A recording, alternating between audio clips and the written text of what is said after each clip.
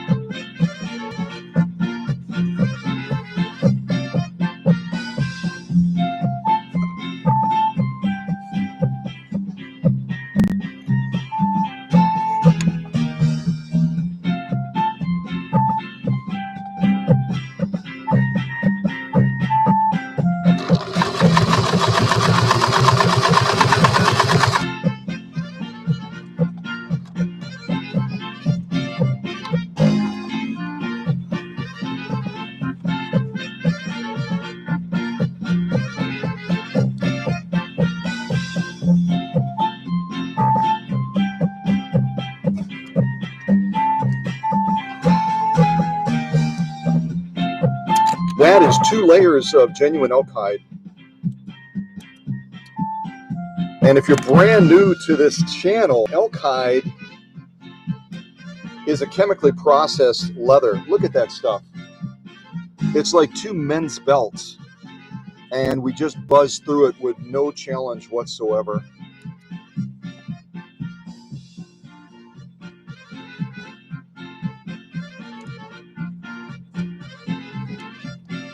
I've got to remember to hold onto that thread when you launch with this machine. It likes that a lot much better.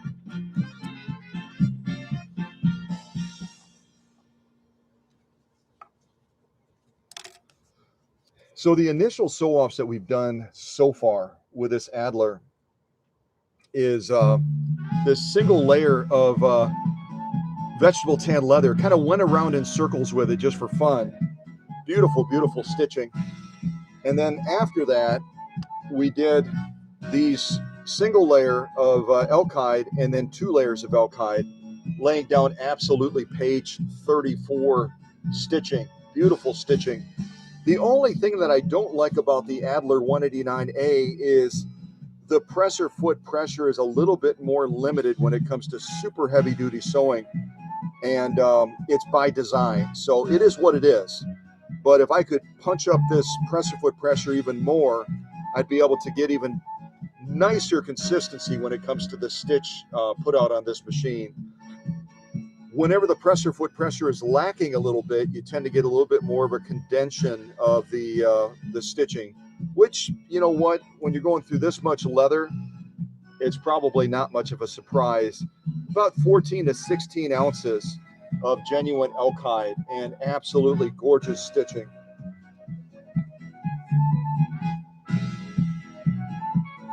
Oh, hey, Paula. Hi, Emma.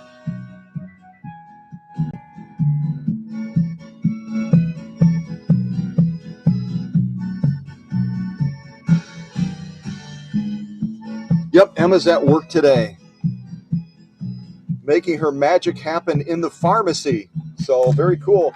And I totally understand, Paula. Life gets busy sometimes. So glad you could be here today. So what we're going to do now is kind of take a look at where this machine started. And when it comes to the Adler machine, you don't see these machines a lot on YouTube channels anywhere. If you do a search for the 189A in particular, it's a real tough machine to find out there. And it's a real shame, but it's simply because to get one of these machines sewing really well, it takes a lot of work, and a lot of folks don't want to take the time to do that. They don't want to be bothered with it. So kind of a shame. It's a fabulous machine though. And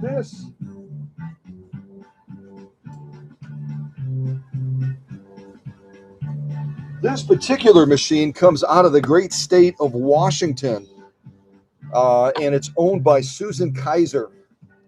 Susan got this, I don't remember where she bought it, but when she bought it, it was an unknown commodity. And when I got it into the workshop, as you'll see in the progress shots, it had so many needs. It was just crazy. Before we pop over and look at some of the progress shots, I thought I would sew a little bit of this saddle grade leather too. I've got 2 layers here, probably about, probably around 12 to 14 ounces. And as far as a thickness standpoint, if that helps you, you're looking at about 5 millimeters, 5 or 6 millimeters of leather. So let's buzz around this a little bit as well. It steers pretty well, but again, I would love to have a little bit more presser foot pressure than the machine gives me by design. I could probably look at changing out a spring on there, but I wanted to try to stay original with this machine because it's such a rare commodity to see these machines. And if you don't know much about the Adler Sewing Machine Company, they're out of Germany, obviously, Western Germany, just like Pfaff. And they came on the scene, depending on who you believe, in the early 1860s. Some argue as early as 1861. Many others say really they were on the scene around 1867 when they made their first sewing machine, kind of like the Husqvarna Sewing Machine Company, where they started out very early in the 1500s with a drilling and grinding plant, and then it was around 1872 that Husqvarna made their first sewing machine. Adler's in the same ballpark, where they started out. Really, their specialty until they started making sewing machines was making bicycles. And some people also write that Adler didn't have any identified founders. That's not entirely correct. Let me sew this, and I'll tell you a little bit more after that. So again, what we're going to sew now is some of this saddle grade leather that was given to me by Maddie out of Florida. She sent me a whole bag of this stuff, and I love it. And the needle we're using today, let me put myself on pause. The needle we're using today is a size 9014 Schmetz leather needle. What a thought. We're actually using a leather needle on leather when usually we do all kinds of other outrageous things like sew leather with embroidery needles and all kinds of other off the kilter stuff like that. So we're actually being logical today. It's kind of scary being logical in this workshop. But 2 layers of saddle grade leather, and we're just kind of going to go around a little bit like we did on that veg tan leather at the very beginning of this live stream. All right, let's launch into this and see how this Adler machine does.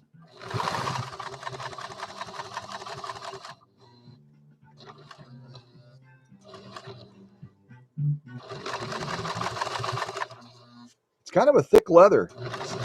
This machine is going, I don't know.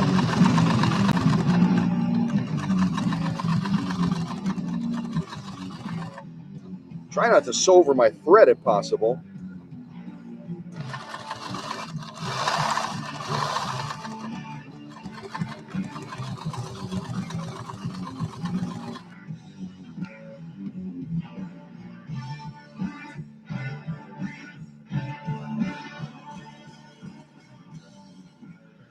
Well, the song you're hearing right now, I have no idea why it's playing because I picked polka music with this being from Germany. But that's not even close to polka music. You know what I mean? Well, you can see in the shot there these stitches, absolutely gorgeous stitching.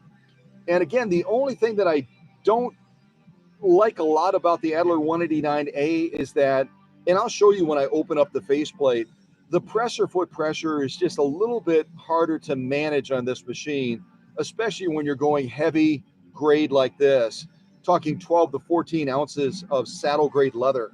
I wish I could punch it up a little bit more, but without modifying the design of the machine, I'm not able to do it. So kind of a bummer, but oh well.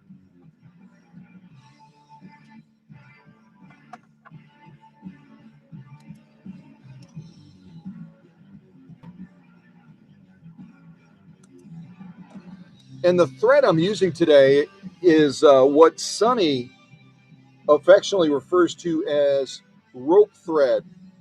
I'm using upholstery thread by Coates and Clark today.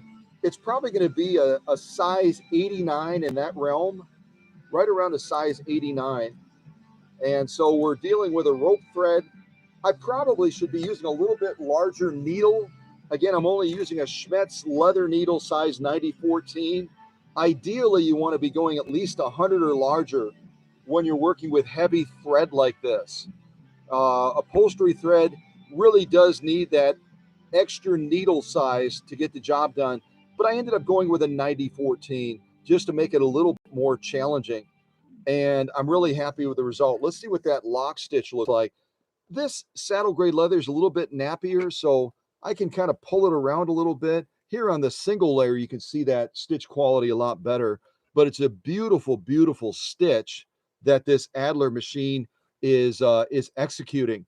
And the thing about the Adler machine is it's one of those machines that you really can't look at the machine and seriously say that it's a household sewing machine. I would classify this 189A as a light industrial. And I'll tell you one thing, if you try lifting one of these machines, I don't think you would challenge that argument that it's more in the light industrial class. It is an incredibly heavy machine. And the idea of packing this to ship it all the way out to Washington State, it's going to be a little bit of a packing Olympics that day. That's for sure. And I'll be shipping this quite soon. But again, saddle grade leather, I love this stuff. And the way it presents stitches, wow. Wow. Beautiful, beautiful stuff. So thank you again to Maddie for sending this stuff out to me. I'm going to throw that to the back as well. And I'm just seeing if I have any other sew-offs prepared. I did some other sew-offs off camera that I can show you. kind of broaden this shot just a little bit.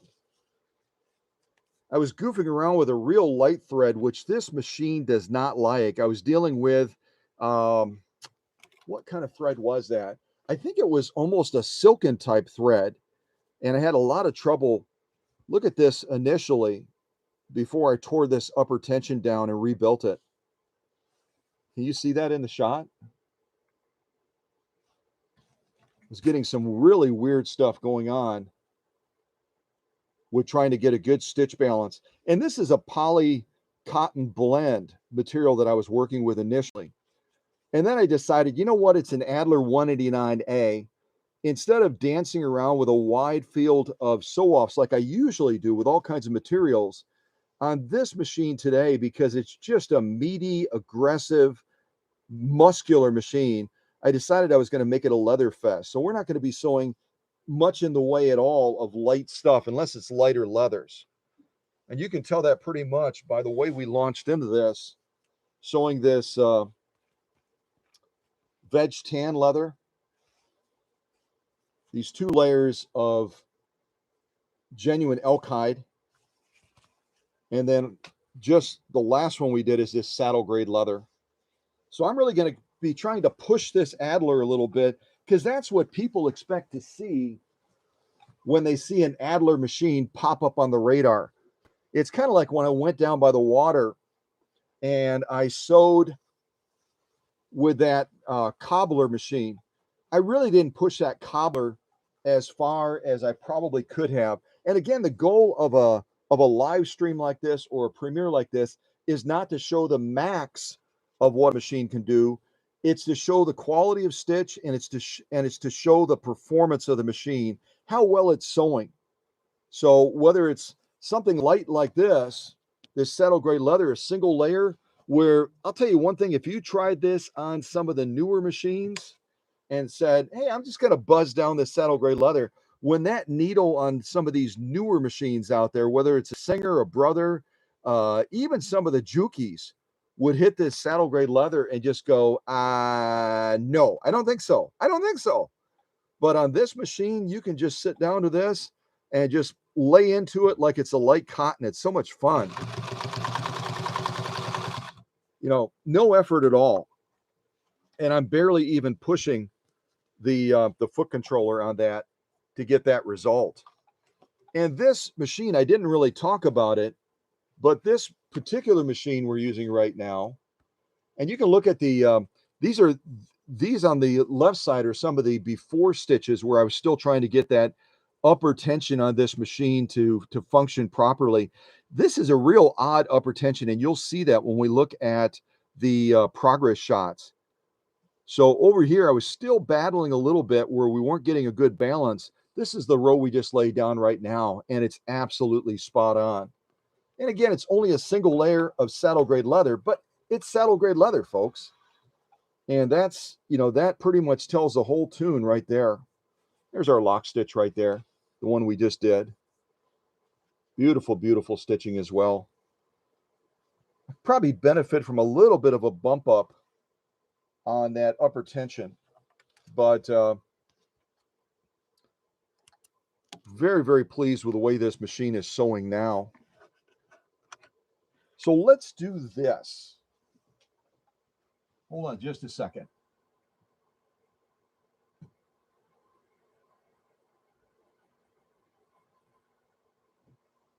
Let's see if I can get us.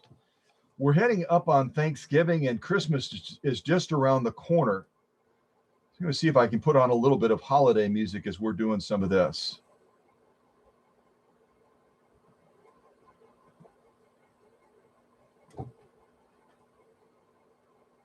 There we go.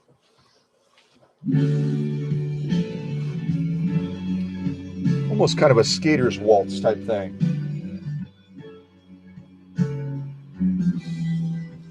Well, let's do this. Let's pop over to the computer, and I want to show you kind of where we started with this machine.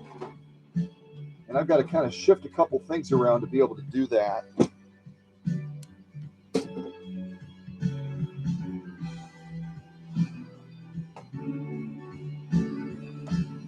sure if this will reach all the way over there. I'll give it a try.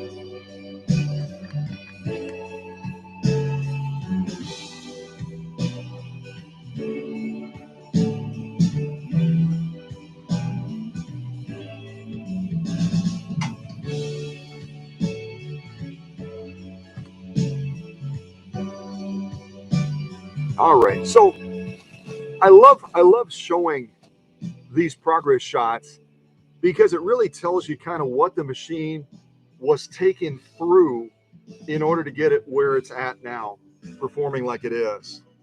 Let's see if I can get it from that side maybe a little bit better.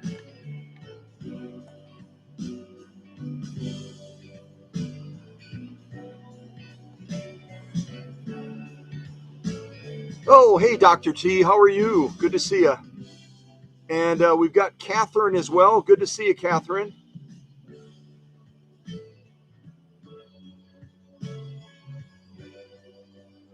Catherine writes an interesting question. She writes, where did you get your training to work on machines? Would you consider it a dying art?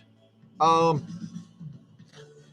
I don't know that it's a dying art, but I would say that it's very much a niche type space where, only where it was such a central part of life back in the 20s, the 30s, the 40s, the 50s, the 60s. Today's young people, if they're raised in a culture of sewing and raised with an appreciation for vintage, I think that we still have a hope of keeping um, this following alive in the future. But it really depends on us to do that. It really depends on us to inspire people to see the value in preserving those things that are old. I'll just use the word old because that's probably the way young people would refer to it. Of course, to some young people, old is 1970s. And those of us in the vintage space look at 1970s as that's not old. We even question sometimes if I present a machine from the 1970s, is that really vintage? And so I think that we can keep it alive if we are stakeholders in inspiring young people to see the value of embracing vintage and embracing the quality of what that represents. We're in such a disposable society now that showing young people the value of you don't need to spend as much money. You'll have more money if you invest in vintage sewing machines instead of buying some cheapy thing off the shelf at a big box type store. So I think the value statement is something we could probably argue. Just trying to see. So hopefully that answers Catherine's question as to how I learned about it. I've talked about this a couple of times. I started working in the garage with my dad, tinkering on cars when I was probably only about 12 years old. And cars and sewing machines and anything mechanical have a lot of crossover to them. Cars are actually a lot more complex than sewing machines. And so I started working with machinery that was a lot more complex and having that special time with my dad out in the garage. And I grew up in Wisconsin, so I was freezing in a garage with no heat and never complained once because it was time with dad. And we would fix our own cars. We would work on family members' cars. We would work on friends' cars. And that was kind of the culture that I grew up in, is working on older style cars. And then as I grew up and I had money of my own, I started tinkering on more exotic cars. I worked on Porsches. I worked on Jaguars. I worked on a number of other cars like that, and just really had an appreciation for getting a car that wasn't working well and all of a sudden being able to turn it around and getting it to just have a beautiful hum to it, a beautiful purr to it. And then eventually a need arose within our family where someone had taken a sewing machine in, and it came back to them running worse than when they brought it in. And I sat down to that machine, never having really tinkered on a sewing machine before, but having all that experience of working with automobiles, and got to be very comfortable with listening to the machine. Yeah, I've been called kind of a sewing machine whisperer before, and I think that there's a lot of truth in that. When you're listening to any machine, whether it's a sewing machine, a car, or some other type of sewing apparatus, uh, getting a listen for that machine and what sounds right, what doesn't sound right, and then zeroing in on where the problem is really what gets you mastery over that machine. See if there's any other questions I can respond to.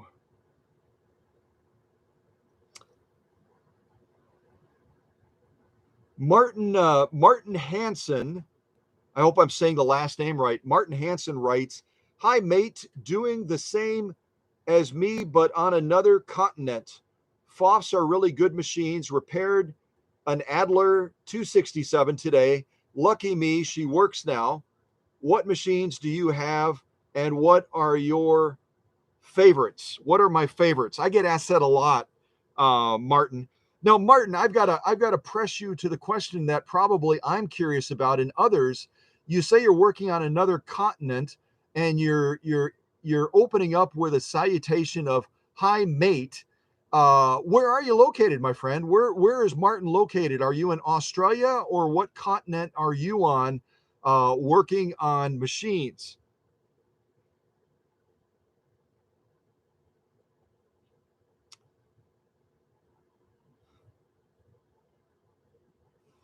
And while we're waiting for a response from Martin as far as what continent he is on, oh, okay. I love it. Dude sounds rude, but it rhymes so nicely.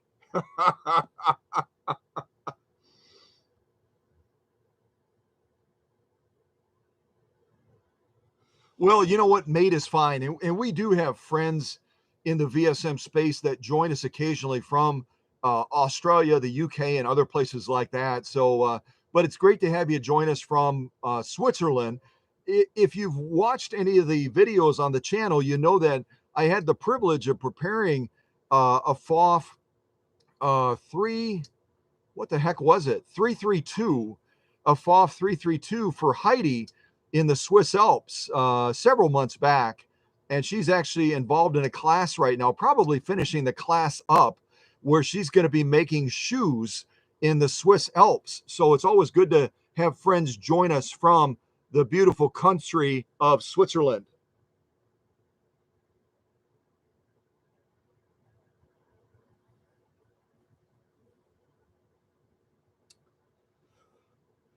And Paula, are you still with us? One of our mods? I think Paula and Emma are with us right now. Um, if you can take a look at Dr. T's latest remark, it was flagged by YouTube, and you can decide whether or not you want to approve it. Right now, it's flagged, and right now it won't be shown. So, uh, Paula, Emma's at work. If you could take a look at Dr. T's remark, if you think it's acceptable, go ahead and release it. Otherwise, you can just leave it flagged. That would be great.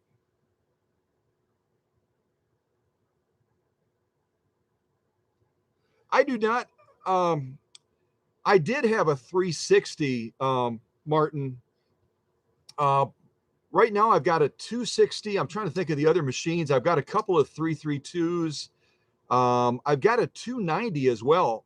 And then I've got, I think, a FOF 8 that I was planning on donating to a museum, a sewing museum down in Oklahoma. My friend down there runs that museum, but I didn't make the trip down because of COVID and haven't been able to rearrange that yet. So, but Anyway, let me while Paula and Emma, I don't think Bill is here today, and I know Sonny isn't, but as they're kind of helping manage things, uh, I'm going to go ahead and try to take us through some of these progress shots. I'm hoping that they're clear enough for you to see them, because like in this shot right here, this machine was just plagued by rust, even on the upper tension unit, inside of the upper tension unit, throughout the whole machine. There was so much rust mitigation, and rust is a crippling thing on any sewing machine. You know, you can call it patina, you can call it whatever you want to call it, but it is a horrible thing to have on machines, and it occurs for different reasons. Some of our friends that live in Florida have to deal with mold and mildew and rust all the time because of the humidity of that culture, of that setting, not culture. Uh, so rust was a big deal on this machine. Let me click through some of these, and you can kind of look at them with me.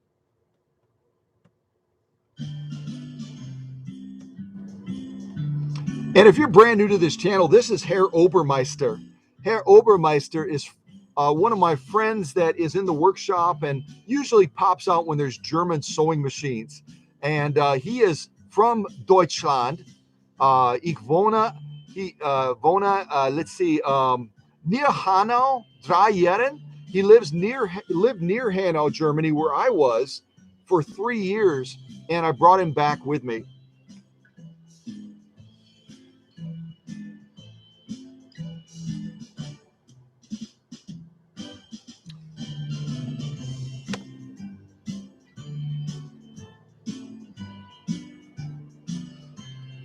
So here we're kind of looking at the inside gears of this machine. This would be looking from the top of the machine down. When you talk about built like a tank, this is what built like a tank looks like. Even this gear here that interlaces with this one, look at how thick that metal is.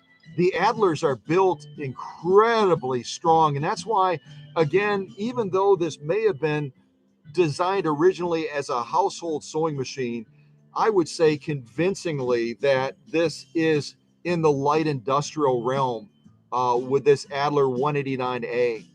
But again, here, this is more veneering and varnishing buildup on here, but this also hinders the movement of the machine considerably.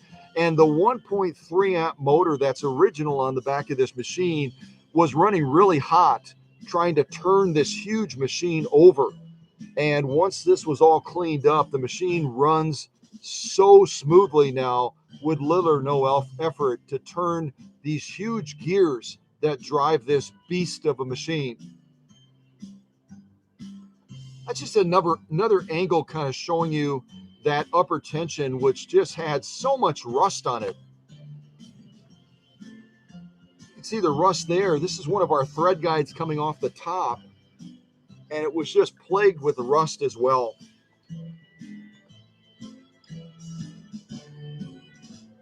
Different angle kind of showing you the same thing there. This is one of our controls right here on the front of the machine, which is to activate the cam function on the machine. I don't have any cams for this 189A because the customer didn't have any, but I did go through and completely service both of these mechanisms on the front of the machine that control cam output because they were just totally frozen. They wouldn't move at all. And a lot of that was rust, varnishing buildup, and everything else kind of holding it back. And Herr Obermeister is a go-to guy, and he's just kind of checking things out as we go through it. But even on the front of this control, compared to the way it looks now, you can see the buildup and just how much this machine was being choked to death by crud and rust and varnishing and everything else kind of holding it back.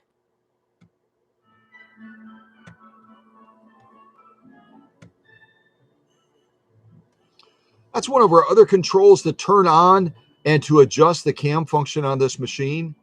And again, I'm just kind of showing you right here across the top and on the front, rust and varnishing throughout. Just a very filthy machine. There we're kind of looking into the cam door on the front. The cam door on the front gives you access. You screw this off here, you slide your cam on, you screw this back on, and then you can close this little door. But you can see right here the proud badge mark of the Adler Sewing Machine Company, again founded in the 1860s and made in Western Germany. And this 189A is commonly referred to as the Adler Matic because a lot of the cam functions and the features of the machine are automated, at least automated for the late 1940s, early 1950s. There's kind of an inside look looking at that cam assembly inside of the machine. And again, this was so built up with rust, varnishing, and crud that it was barely able to move when I first started working on this machine. Now, I don't know if I ever mentioned it when I was talking a little bit about the Adler Sewing Machine Company, but there are a number of people writing on the internet that there's no established founder of the Adler Sewing Machine Company. That's not correct. There were actually three men that had a hand in developing what was referred to as the Durkop Adler Sewing Machine Company when it first came on the scene. And it was Karl Baer, Baer, Henrik Koch, and it's Koch, and then Nicholas Durkop, Durkopp. And those three men were really the brains behind developing this company, which ran pretty strong in developing sewing machines until right around 1990. And around 1990, it went belly up, but then was taken over by a Chinese company that still today operates the Adler company under the badge mark of Durkop Adler. And they've got a couple of other names that they operate under as well. And they're all over the world, operating and developing machines.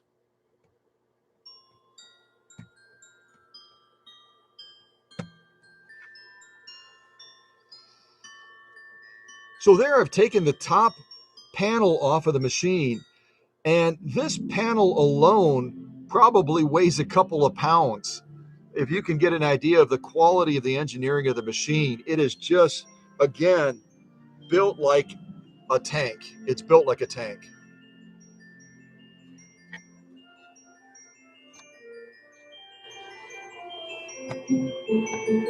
Can't tell if that's, I think this is probably a better angle.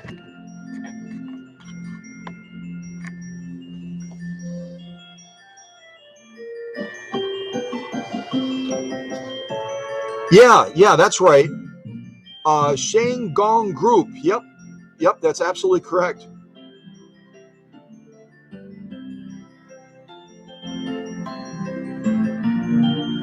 Just seeing if there's any other things I want to peek at real quick.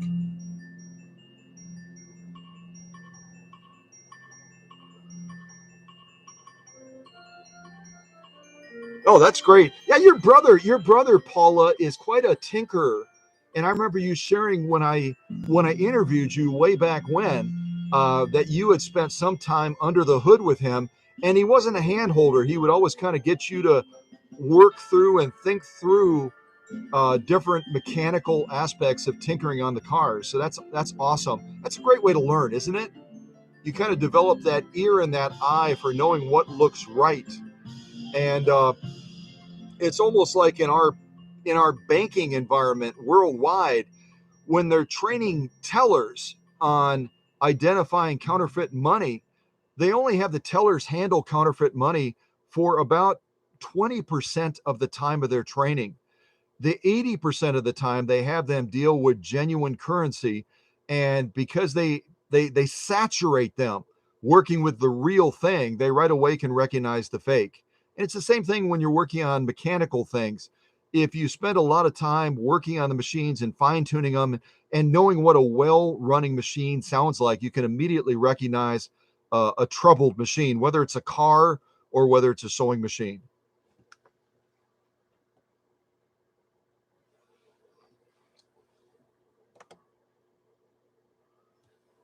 So I'm going to click through these. We've got so many different pictures that I'd like to show you. I'm going to click through them rather fast, but again, you can just see the crud. That's on the inside near the cam stack on that cover that goes on top of the machine. There again is the proud badge mark, made in Western Germany, Adler Matic. And I think that's really a cool bird too. With in the foreground, you've got the sewing machine right in front of it. Is anyone a bird expert? Anyone want to venture a guess as to what kind of bird that might be in this branding mark on the Adler panel there to go into the cam stack area? Take a look at that bird. Tell me if you have a hankering as far as what it is.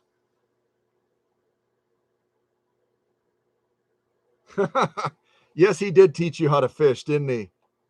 That's awesome. And there's one of the spool pins on top. When you're running a single spool of thread, you'll see the way I've got the machine threaded. I've got it threaded to the right of this, and then you run the thread through this one as well. And I'll show you the threading of this machine because there's sometimes a little bit of confusion on how to thread this Adler 189A. There we got Herr Obermeister on top, and we're kind of looking at the innards of the machine there. Again, just built like an absolute tank. But again, whenever you have all of these pivoting mechanical parts, there's such an opportunity to get buildup on there. And in this situation, varnishing and rust, and it just cripples the machine. And that's how this machine arrived from Washington State, from the customer. It was just crippled. It barely would turn, it barely would move. And there was so much loosening up on this machine to be done.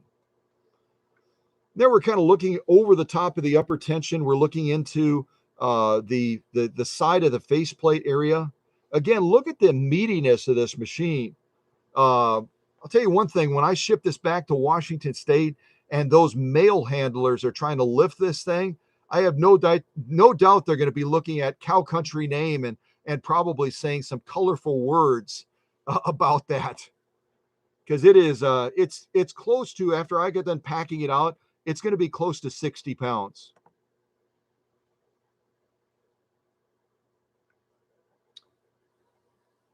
And then we're kind of looking down into the faceplate area. Again, just built incredibly well. Built to last. I'm going to slide a seat over. I'm kind of kneeling on the ground, and I'll probably mess my knees up if I keep trying to do that. See, let's shut one more light off.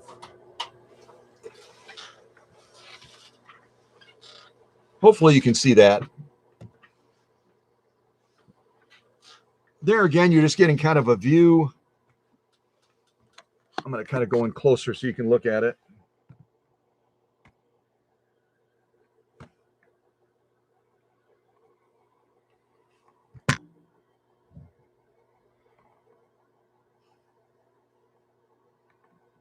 See, that was throughout the whole machine, even on these gears here.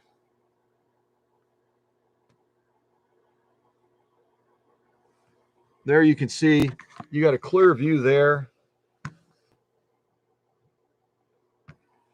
It's probably a better angle down here.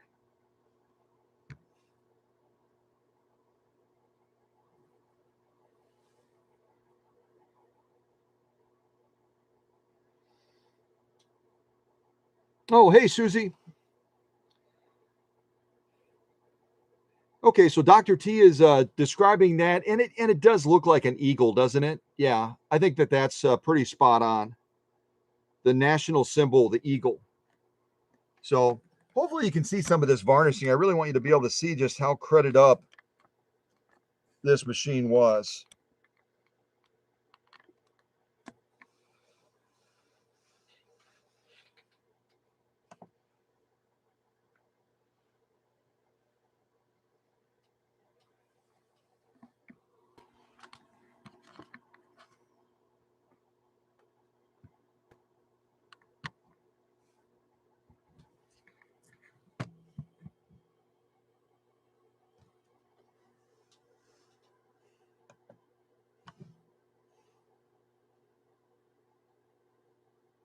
There, I think I've got a better angle like that.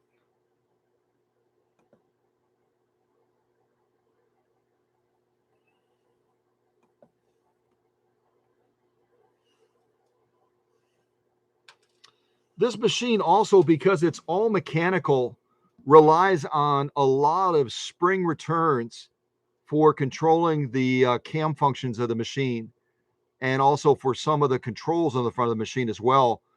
And springs over time, they get stretched out. These two springs were identical when they started. And look at how this one in the back is stretched out.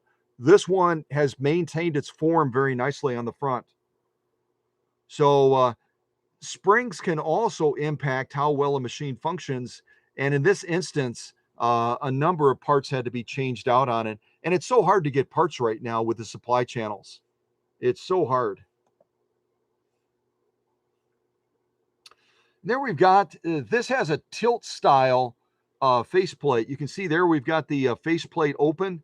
And this is, again, the only criticism that I would make of this machine is the presser foot assembly. It's basically a push down, compress the spring type thing. And again, you only can go so far with it in increasing that presser foot pressure by depressing this down without changing the setup of this and swapping out the spring for a heavier gauge type spring.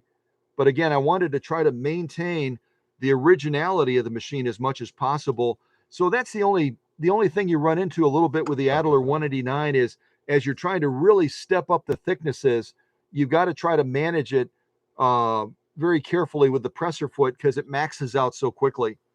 And using a different presser foot attachment like a roller foot or a walking foot would also be beneficial on this model. We're not going to be doing that during the live stream today, but just a suggestion.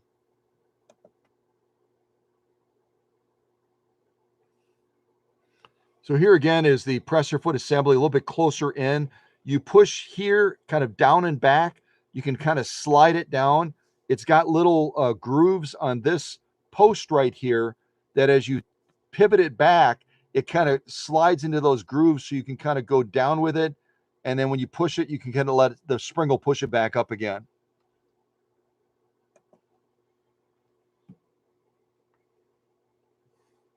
Yeah, there's even a closer shot of it there. Again, I think that could probably be redesigned so that it's more effective than it is. Now here you can just kind of get a shot, all the buildup, the filth. If this machine had ever been serviced, it definitely was not.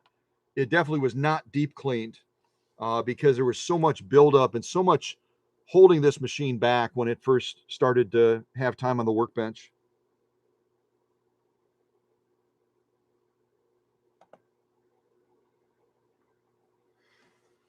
Yeah, and I'll just kind of pause there for a second. What Dr. T is saying is correct. Buying springs on the internet is as easy as falling off a log. You can find springs and supply channels and suppliers of springs all over the place, but there really is a science to springs when it comes to the tensile factor of their coils, the material that they're made out of, whether they recoil with a certain resistance or not. And they can either work well in a sewing machine or they can create even more problems than you're having with the spring that's stretched out a little bit. So that's where you get into a problem if you try swapping out springs. It's kind of like I was talking about that one machine, the the the night was it the 19E special that came to the workshop, and they had a Singer upper tension on it. Um, it'll work, but it's not going to work like an original upper tension. And the same thing is true of springs. As you start going into the science of springs and how they're engineered, you notice right away that one size does not fit all. That's for sure.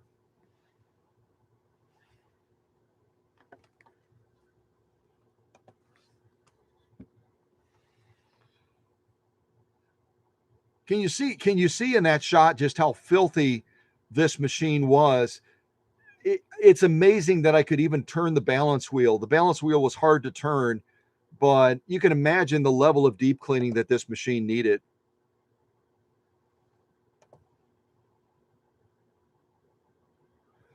And then we're kind of looking at the front of the machine. Hopefully you can see in the shot, this is all rust. This is all rust here. Um, And if you see rust on the outside controls of a machine like this, you know that that rust is going to continue into the machine as well. So this was a big project, but you know what? It's worthwhile once you get to the finish line, isn't it? This is to raise and lower the feed dogs. And you can see there all the crud around here, the rust buildup as well. Just absolutely filthy. And that's full circle. We came back to the beginning again.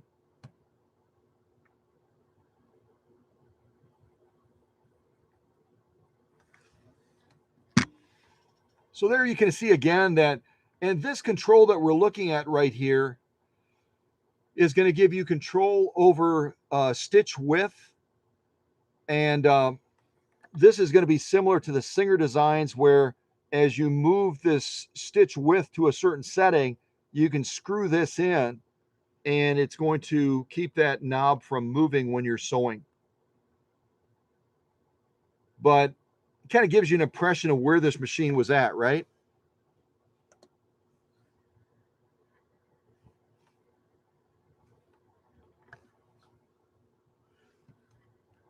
And you can see that the Adler company, uh, like Pfaff, like Husqvarna, they all love these cleated belts. And on some machines, cleated belts are used as part of the drivetrain. On other ones, they're used as timing belts. And here you can see the extension of the pitman arm going down through the machine. Again, just an incredibly well-built machine, really, really built with the idea that it's going to last several lifetimes. There you got a closer view of the rust that had to be mitigated. Rust is a crippling thing to anything mechanical, in particular sewing machines.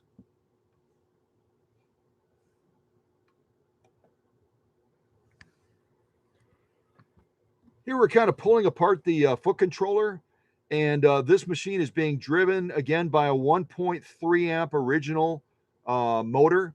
The motor was actually not made in Germany on this machine. The motor was actually made in the United States, and specifically was made in my boyhood hometown of Racine, Wisconsin. So kind of cool to have a sewing machine in the workshop that was engineered and created over in Western Germany, and it's being powered by an engine, as a lot of our friends refer to it around the world, by a motor that was made in Racine, Wisconsin, in the United States. So that's kind of cool.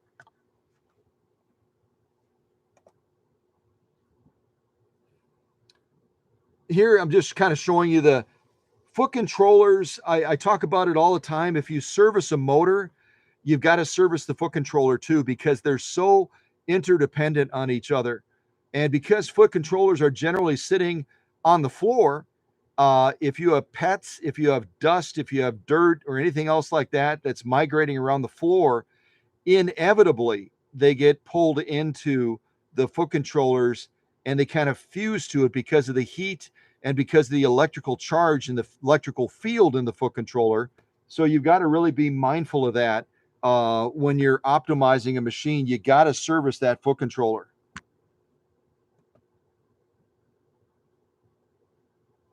Just more stuff inside of the foot controller. This is an adjustment spring on the foot controller. A lot of the foot controllers by Singer, by Adler, by Bernina, by Elna, I mean, I could name almost any manufacturer, and all of them are going to have a similar setup where you can adjust this particular screw to make that foot controller more sensitive. Obviously, if you turn it right and screw it in, it's gonna shorten the movement of that, and it's gonna make that foot controller more sensitive. The thing that I've talked about in other premieres that you got to be real careful about is if you screw this screw too far in because you're wanting a more responsive foot controller, the problem you can run into is by screwing it in too far, you can leave that electrical channel open on the foot controller so that it's active as if you're depressing it even when you're not. And if you make the mistake of screwing it in too far and you walk away from the machine and you leave that sewing machine plugged in, that foot controller could overheat by not even depressing it because you've opened up that electrical channel too far. And it's basically a live open channel. Instead of being an on again, off again as you're depressing it, it's open continuously. And then that will superheat and will, in all likelihood, catch fire while you're away.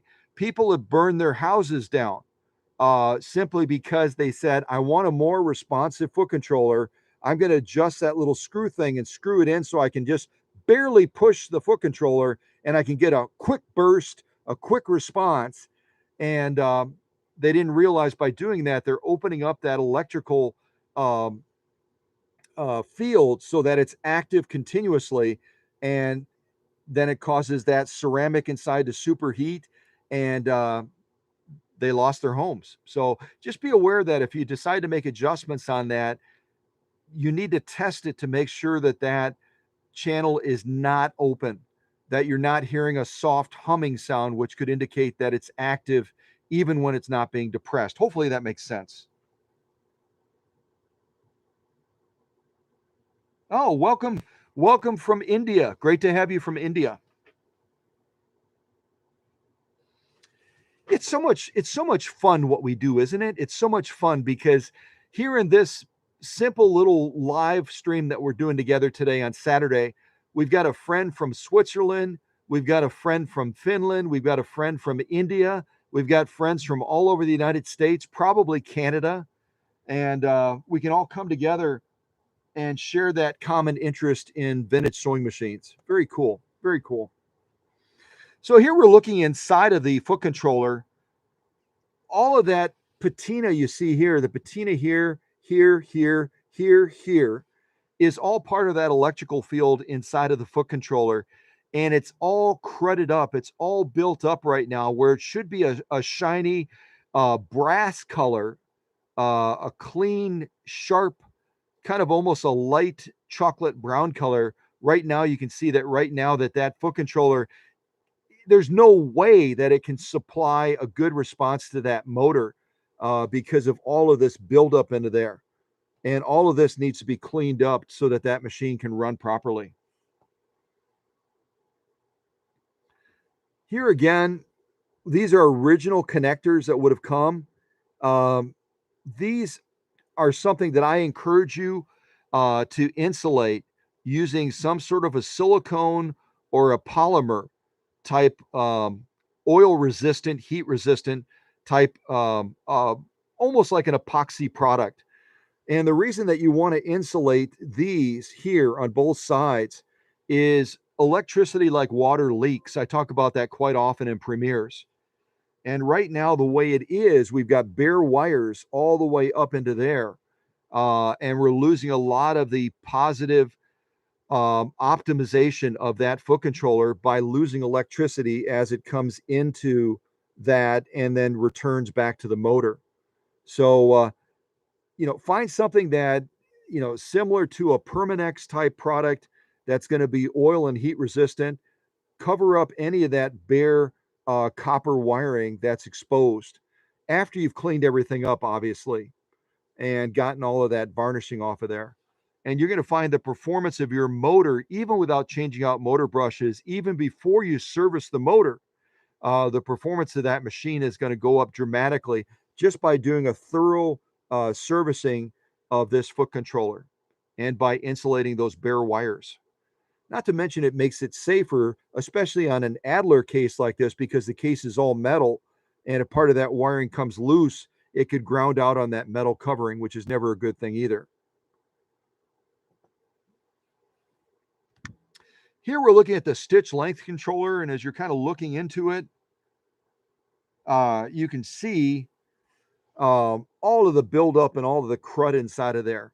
And again, the machine had a lot of deferred maintenance and needed a lot of attention there. Bobbin winding tire is obviously way past its expiration, and it needs to be replaced. Can you see all the varnishing and the rust buildup on here as well? This is part of the bobbin winding assembly. and it's in a real bad state right now. There's our stop action, our clutch release, and yeah, again, that's part of the jewelry of the machine, and it just needs a lot of attention. There, we've got it kind of tilted back, and this machine has been here a while, awaiting parts. So you may not remember that when it arrived at the workshop,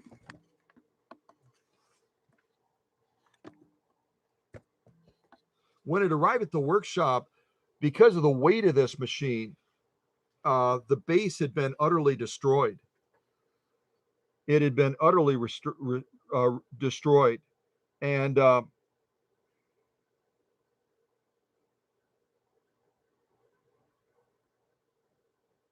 okay, I was trying to glance down at the chat real quick to see if there's anything I needed to respond to.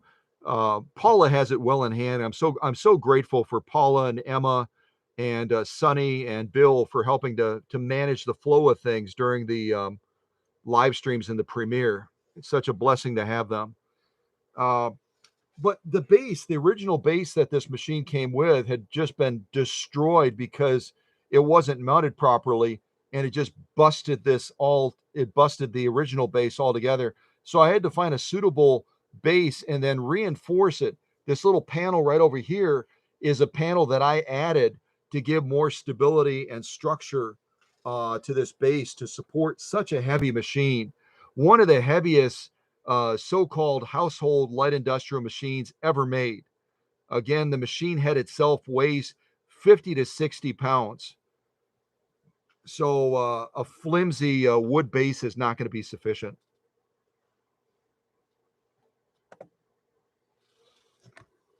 There we're kind of looking at the raceway area and the hook system.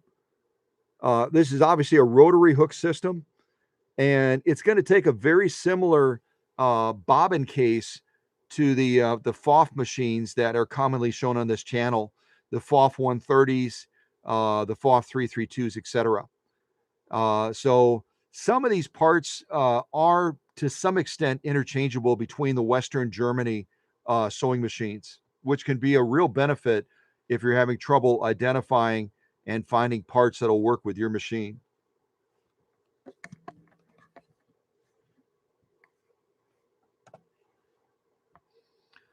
One of the main shafts feeding down to the raceway, just servicing areas down underneath the bottom of the machine. Bottom of the machine sometimes is an area that is neglected quite a bit on sewing machines. And there you can see the bottom of that cleated belt right there. That's part of the drivetrain on this machine.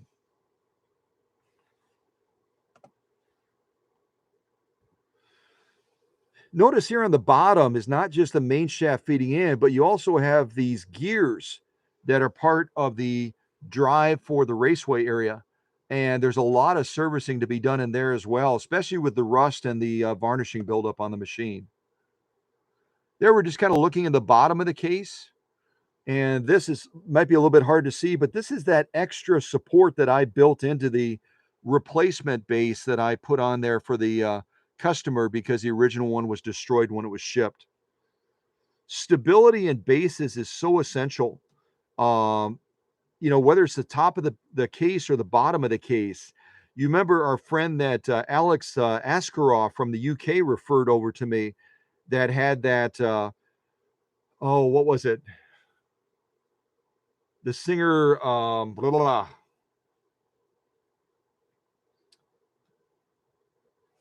I've got Saturday brain. Anyway, you know which one I'm referring to. I think it was the 12K, right? Yeah, the 12K that came originally from the UK, and then the top and the bottom separated, and the customer's machine crashed to the ground, and she was looking at sending it all the way back to the UK, and Alex said, send it to Scott. So that's the machine I have now, and that's part of what I'm going to be looking at on that 12K very carefully is how well or how stable that lid and base is now on that 12K after taking the fall, and then reinforcing all of those areas that could be compromised again. Without this extra support, this base, there's no way it would be able to adequately support that Adler. There's just no way. Yep, 12K. Thank you, Emma. So, it's just interesting. All of the there's a saying um, about bedfellows. You probably have heard that saying before. Um, when you're working with a sewing machine, there's so many parts that have to come together to make that machine and to distribute and to sell that machine. And like I said, you've got an original Western Germany machine with a Racine, Wisconsin motor, and now you've got distribution channels through Los Angeles, California, through the Belvedere Sewing Machine Company. So it just goes to show you, when you're looking to market something, you might have to have a lot of bedfellows in order to get that successfully made, marketed, and distributed. There's the serial number on the bottom of this Adler 15067. Adlers are kind of hard to look up. If anyone wants to dig into it and see if they can help us zero in on more specifics as far as the dating of the machine, that would be super cool. But I'm going to say, late 1940s, early 1950s on this Adler 189A. They were made into the 1960s. The 189A was a very popular model. There's our feed dogs, and not looking so great right now. And all credit up, veneering, varnishing, and some rust as well. Kind of gives you an idea. And again, if you go to a local sewing center with a machine like this, number one, they're going to be terrified to try to move it around because it's so heavy. It's such a heavy machine to try to tilt back and everything else. But they're also not going to be servicing any of these areas that I service while it's in the workshop. And it just goes to show you again the difference between what a sewing center can do in 45 minutes as opposed to what I do in 14 to 16 hours on a machine like this. They were kind of looking into the raceway. It's a two-tier raceway, which means part of the assembly is fixed in the front and part of the assembly is also moving. So you have to take it apart and do a lot of deep cleaning on it to get it right.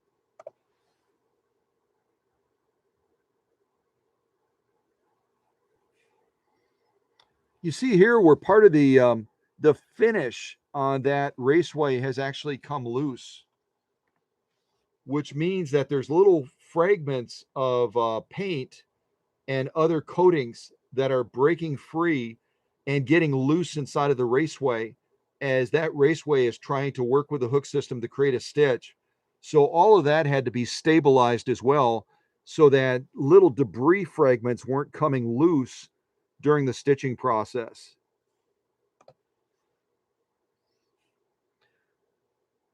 You can see the light assembly there.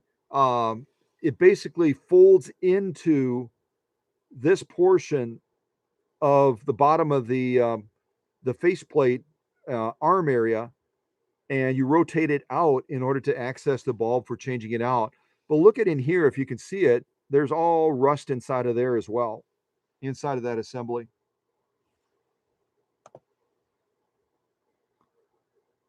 There's a closer shot of it there. It just gives you an idea. Machines, if they're not maintained, they very quickly can go south as far as their condition and their quality. Also, depending on where you're storing them. And there, Herr Obermeister is helping me because we discovered that the light socket was broken off for the bulb. So we have to pull that out very carefully and get a new one in there. See how it snapped off?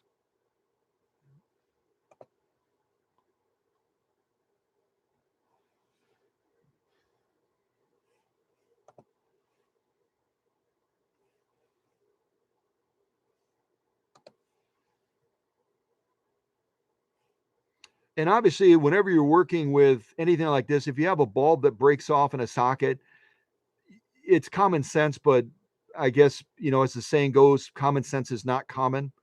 Make sure you have that machine completely unplugged. Make sure you have that machine completely unplugged whenever you're working with a light socket, with a foot controller, with a motor, anything at all connected to that electrical system.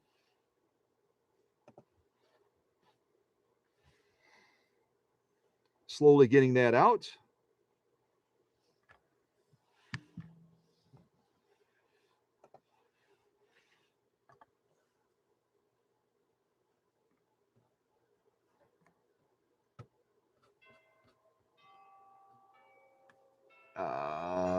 Where's my cursor? There it is.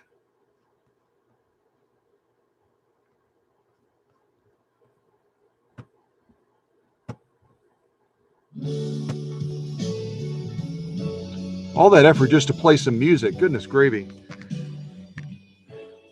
So there you can see we got that old bulb out. And whenever you have a bulb that breaks in a socket like that, you want to go through that socket very carefully to make sure there's no shards of brass or copper, and there's no little fragments of wiring, or in extreme cases, there's no little fragments of glass either inside of there.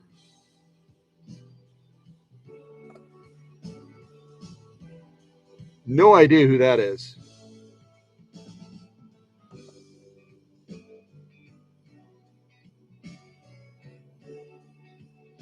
Oh, any of you that don't do Facebook, what I've started to do when I post these pictures on Facebook is I post random pictures with them just to kind of make it a little fun. And I think these were used all over the world, this type of hand drying system. And you can read the caption. It's just playing off of our fear right now of COVID and cleanliness and everything else. So,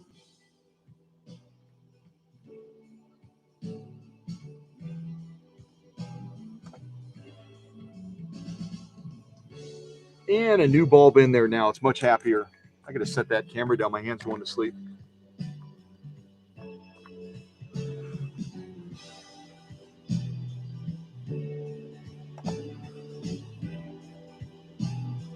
You can see how you kind of just push that back in, and then it goes into the housing right by the needle bar, press bar.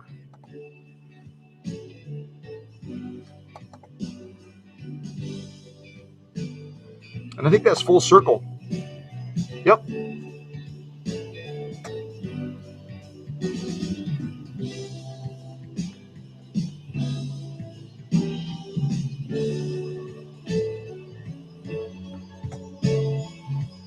So let's do this. Let's go back to the machine. We've been over by the computer long enough. Let's go back over to the machine now. We'll get some of these lights back on again.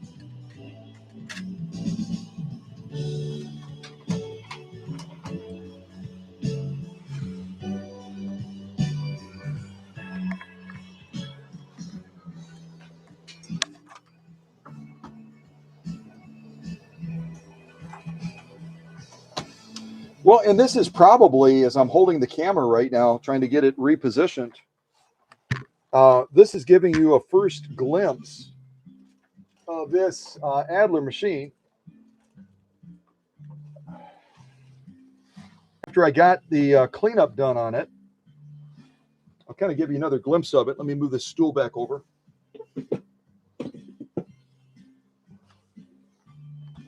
So you saw those progress shots, right, of the Adler machine. Does this look like the same machine?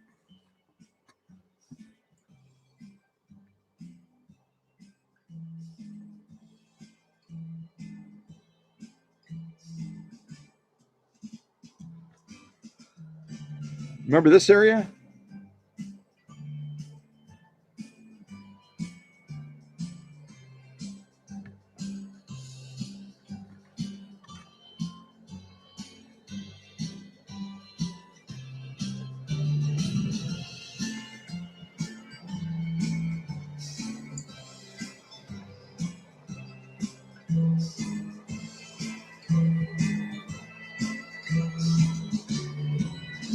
So again, as we're kind of just admiring how beautiful this machine looks now and how clean it is, I'll just point out some of the features of the machine again and the layout of it.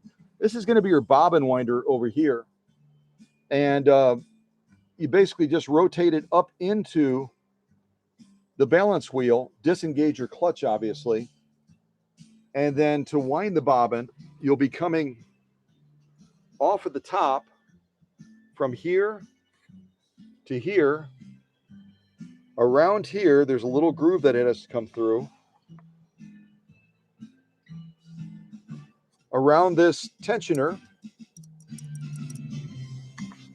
and then straight down to the bobbin mounting point right here.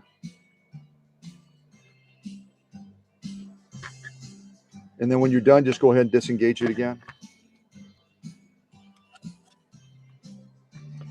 On the front of the machine, we've got our stitch width controller right here. Rotating it like this, we're going to get the widest stitch width possible. Gradually bringing it back. And this does rock a little bit so that it's easier to grip. It kind of folds into the machine when it's not in use, and then you can kind of bring it out like so. So it's easier to maneuver it back and forth.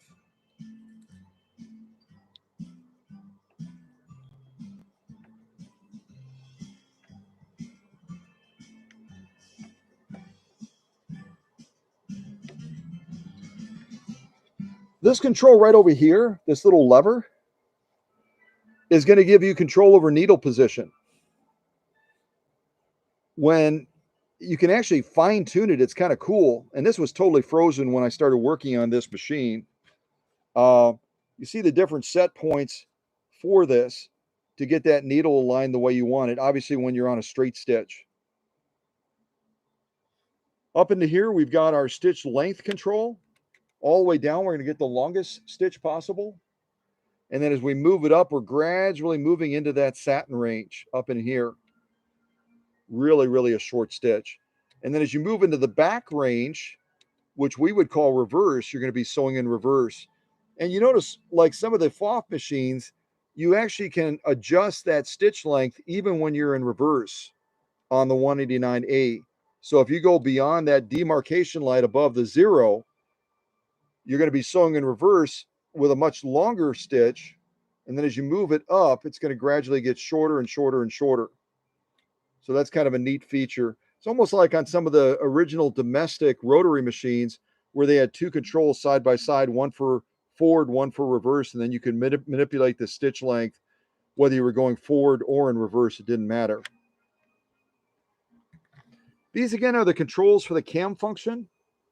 And again, I don't have any cams for the machine, so we're not going to be using it, but you just rotate this door and you're able to access that cam. This screws off, and then you can manipulate these to either activate or deactivate the cam function of the machine. Upper tension. And again, this upper tension, the way you have to assemble it is really different than most upper tensions. There's a little pointed pronged portion that normally is going to be on the front of the assembly. On this assembly, it's actually recessed all the way into the lower portion of it. You'll see some of that when we look at it in the progress shots. This top again can come off for servicing and for maintenance. You take out these screws. There's one here and one up here. And then this whole top can come off so you can service it. To open the faceplate, there's a little release on the back of here. I'll kind of show it to you upside down. This little release right here, you just push it down like so. See how it's spring loaded. And then this opens up on the front of here so you can access the faceplate area. And this is the only thing that I told you I'm kind of critical of a little bit on this machine is this presser foot design setup. You know, in order to release all the presser foot pressure, you just kind of tilt this back and it comes all the way up like that. Now we have no presser foot pressure. And then you gradually, depending on what you're sewing, you kind of push it down. Lighter fabrics like, probably some cottons, certainly silks and satins, you'd be in this range right here. Where we're going to be doing most of our sewing, we're going to be pushing it down much further than that, almost all the way down to the max to get the maximum pressure. But again, if you want to release it, all you do is kind of press this and push it down and back, and it releases all of the presser foot pressure. That's about all I can show you in there, really. There's not much else to show you. And you listen to the sturdiness of this. When you close it, it's just evident.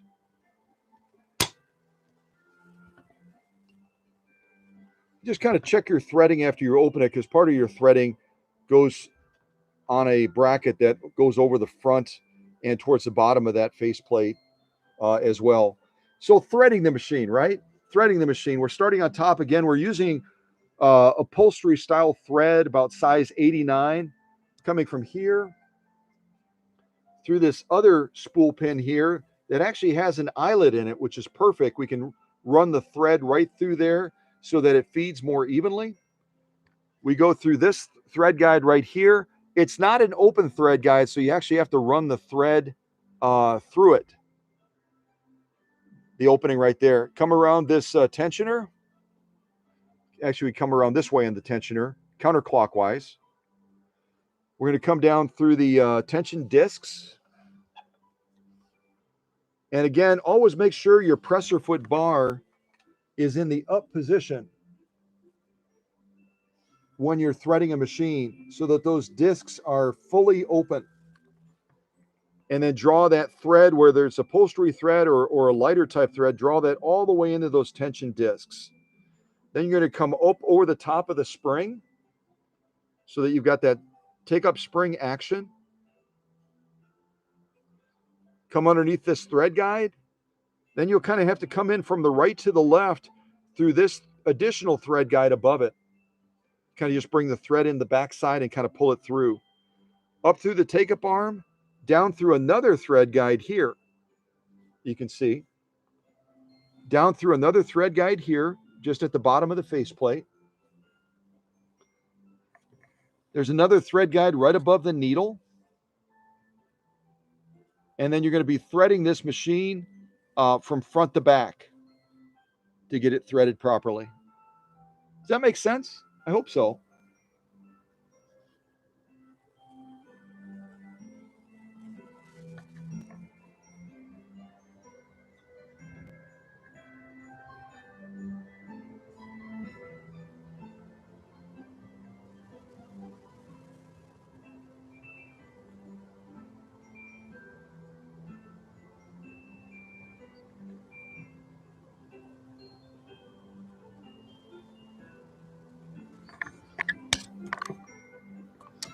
So let's do this. Let's do a little bit more sewing with this machine. I'm not going to do a huge amount of sewing. Oh, I know. I wanted to show you something else that's really important.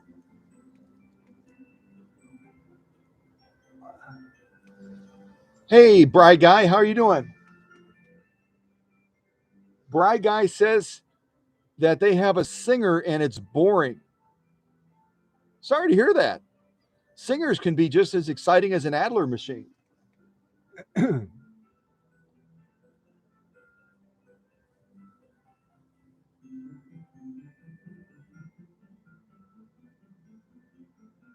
Just seeing if there's any other responses that I need to give.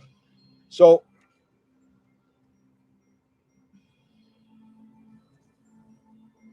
the other thing I'll show you real quick, and this might be helpful. It's kind of basic, but I shouldn't assume that anything is basic, right?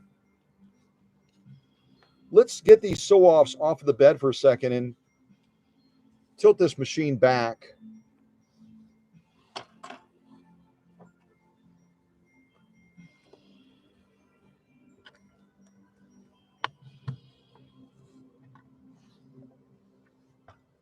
So as we're looking at the bottom of the machine, what I'm wanting to show you is, and I should put up this little arm. I added this little arm as a support to the machine as well. There we go. That should be pretty stable. So also, if you redo a case or something like this, getting some sort of material in the bottom so that the wood isn't absorbing all of that oil when you're oiling the machine is always a good idea. And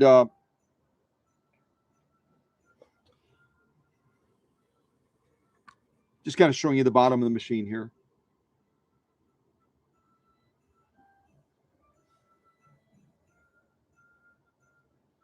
lot of oiling points down on the bottom of this Adler too. And the easiest way to check that is as you're rocking the balance wheel, anywhere you see movement,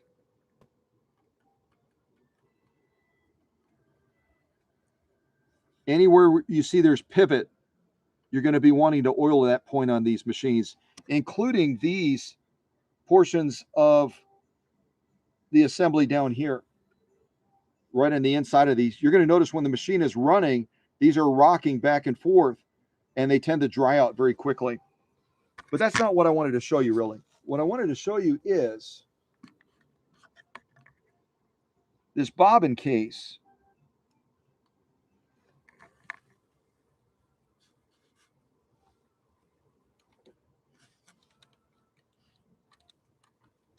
Taking this bobbin case out.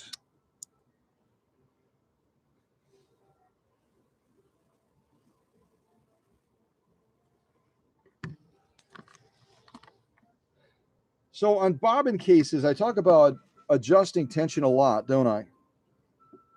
On a bobbin case like this, I'll kind of turn it like this. You're going to have two sets. You're going to have two screws. One is going to be a mounting screw. The other one is going to be an adjusting screw.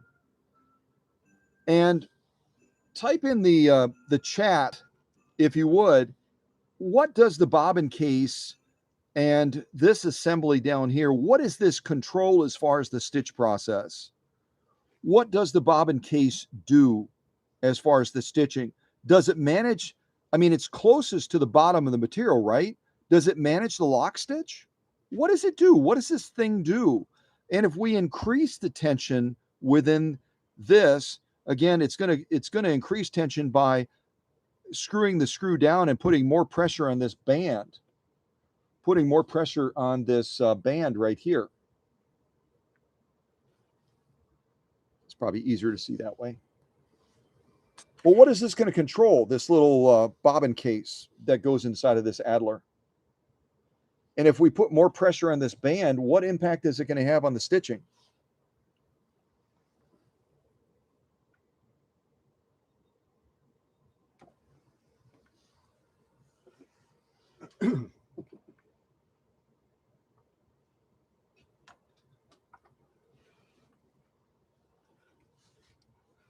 Let's set this down for a second.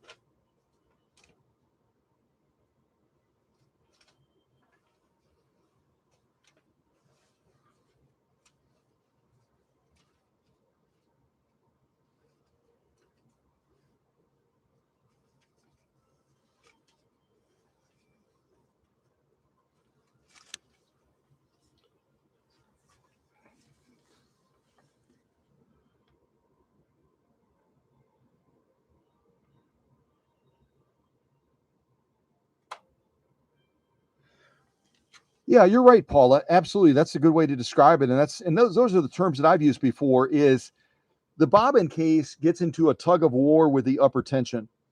So this and this are in a constant battle. The bobbin case and the upper tension. The upper tension is going to be pulling up and defining that lock stitch. The bobbin case is going to be pulling down and defining that top stitch. So if your top stitch is loose, you can do one of two things. You can either increase the pull and the pressure of this bobbin case to make that top stitch more defined, or you can decrease the upper tension to allow this to have more victory in pulling down and defining that top stitch. So it's a constant, like Paula was saying, it's a constant tug of war. This is pulling down, this is pulling up, if that makes sense. Now, our friend was asking about the 401. What year is the 401?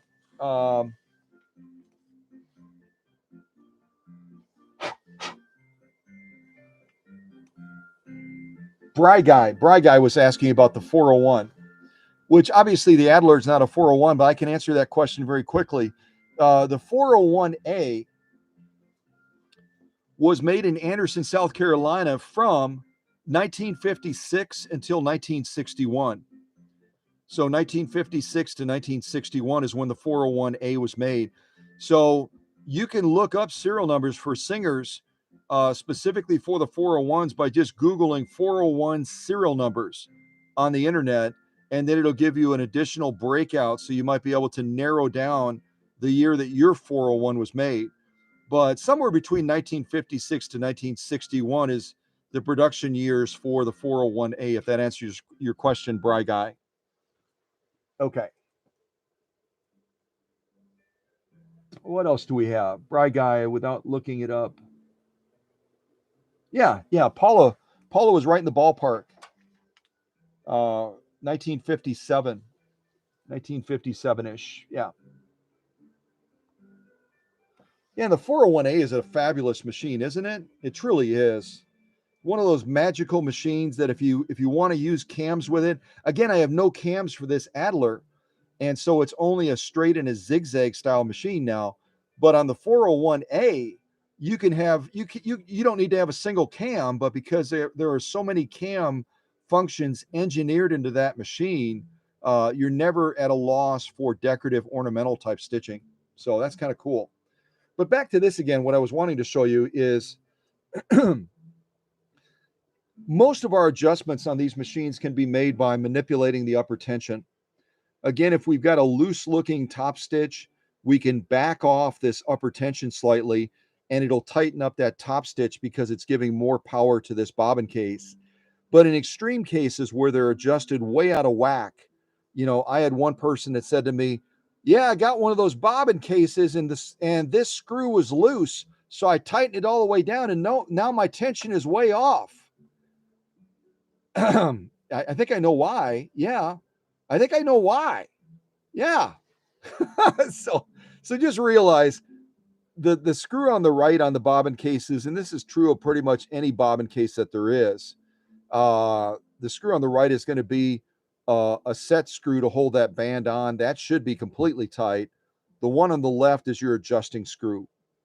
And again, when you turn it counterclockwise, you're going to be giving a lot more authority back to that upper tension.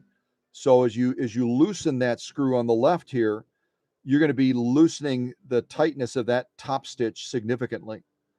So if the top stitch is compressed, like I talk about sometimes, where it's really getting pulled down excessively hard, you tried increasing your upper tension to balance it, and it's still not balanced, then you can always back off this screw a little bit and get more of an even balance between the upper tension and that, because you never want to be operating with the upper tension at the max because it's the only way to get a balanced stitch. You want to be able to adjust this modestly, and if you can't do that, then you do have to sometimes back off this screw a little bit because someone tightened it in too far. So hopefully that makes sense. So again, this pulls down to give you that top stitch. This pulls up to give you that lock stitch. You got to find that sweet spot between the two. Okay. So I'm going to put this back into the machine now. You may not be able to see that because I can't hold the camera until I get it into position here.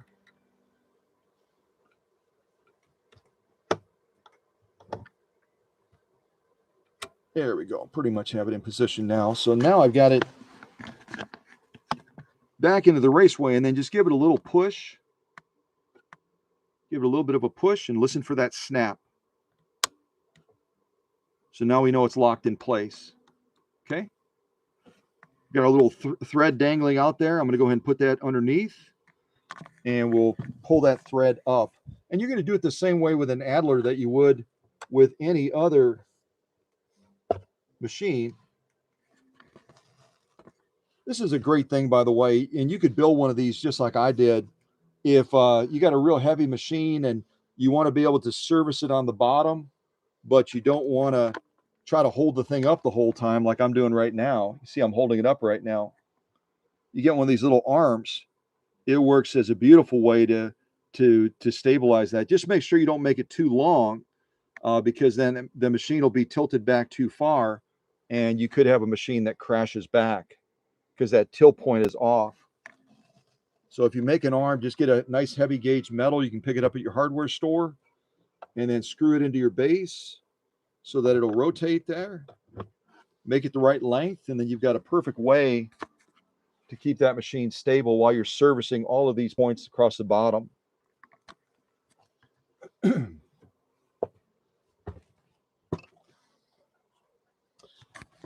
So again, to pull it up, all we're going to do is we're going to hold that thread in the back just like we would on any other machine. I just hold it here, and then I'm going to rotate that balance wheel towards me. Keep tension on that thread in the back.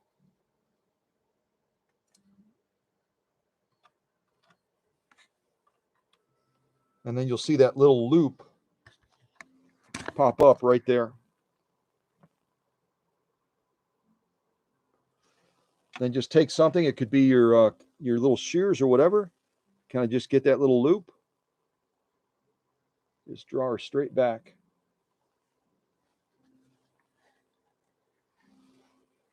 And the thing you need to be mindful of is if you draw it straight back, these can sometimes crisscross.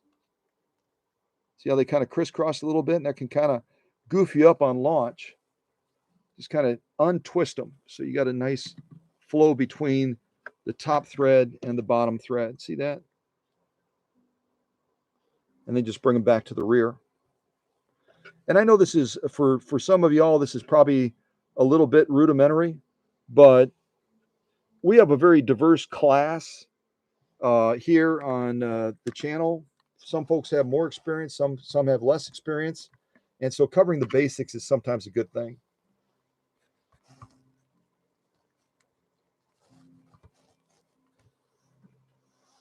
All right, I'm going to see what else I want to sew. Again, we've already sewed a bunch of things. We did the veg tan leather here. You can kind of see that in the shot. Let's see if I can shut that one off too. We did the veg tan leather here. Different straight stitching, zigzagging. And you can do a lot of fun things with a zigzag. See here where I really stretched it out? And it gives a totally different look to the stitch. Here I tightened it up quite a bit. Here I was really wide. So even if you have a sewing machine that doesn't do anything other than a straight and a zigzag, don't say you have 2 stitches. You've got unlimited stitches by manipulating that straight stitch or that zigzag. You can give it a totally different look. And veg tan leather, if you've never sewn on it, it's such a pleasure to sew on. And because it has a relatively flat nap, you can see that lock stitch very, very nicely. So I love veg tan leather.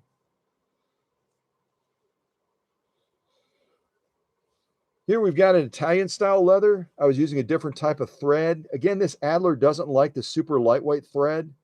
I can't even imagine trying to use some of that thread that I was using on that other machine where it kept breaking. My little thread box here. I was using some of this 100% rayon on one of the other machines. And rayon, if you've never used this type of thread, it's a beautiful thread. This particular thread is not a Gutermann. It's made by Sulky, and you can get it at Joann Fabrics or anywhere. But this stuff is so easy to break when you're sewing. You've got to do a lot of messing around with the tension to get it just right. But you know, thread and needles, they have to go hand in hand, don't they? Thread and needles, you got to find that good balance. And we usually will push limits on these live streams and premieres quite a bit. We'll push the limits, and we'll be working with a non-leather needle. We'll be sewing a ton of leather. Here we've actually got a leather needle in today. But this kind of gives you just an idea of, these were some of the earliest sew-offs. Here you can see the right now that lock stitch is very underdefined. It's kind of loose. It's got like a waviness to it. And the waviness is a product of that upper tension not being able to pull hard enough up. And that might be a case where we just increase the upper tension. But if we're maxed out and we still have that waviness on the lock stitch, then we need to look at backing off that bobbin case and turning that screw I showed you turning that counterclockwise. And whenever you're making adjustments on a bobbin case, you do it in very, very gradual steps, probably about 1 millimeter at a time. And then you'll slowly see this stitching tighten up. Saddle grade leather, we did a little bit of sewing on that as well. We did some of that during the live stream today, and also some of this I did off camera as well. Really a pretty leather. 2 layers of it here, kind of messing around with a zigzag and a straight stitch.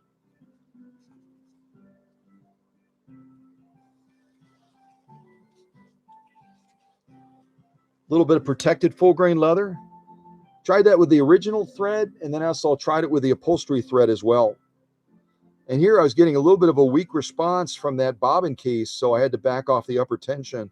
You can see here where on this last row, it looks like there almost was like a skip stitch or something, but that's just a product of the bobbin case is not pulling down hard enough to define that top stitch.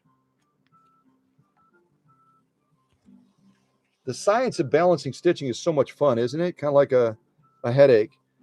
Here we've got some protected full grain leather, and I think I did 4 layers of it with this Adler. 1, 2, 3, yep, 4 layers. And we could try duplicating that again during this live stream. Straight stitch, zigzag. But 4 layers of protected full grain leather, you kind of look at that from the side.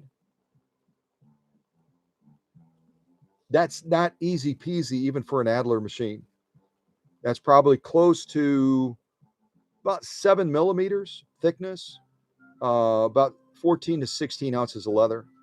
And protected full grain leather, again, unlike a veg tan leather like this here, protected full grain leather is coated with a special protection to keep this leather from getting stained, which raises the piercing threshold dramatically. So going through just 2 layers of this would be enough. We did 4 layers here. In fact, we probably should do that again just for fun, shouldn't we? But I'll throw all these to the back. Well, you can see I did a little bit of a sew-off sandwich getting this machine ready for this live stream, and also doing part of it during the live stream as well. Oh, I didn't even show these back here. You guys have seen genuine elk hide before on this channel. The equivalent of like 2 men's belts.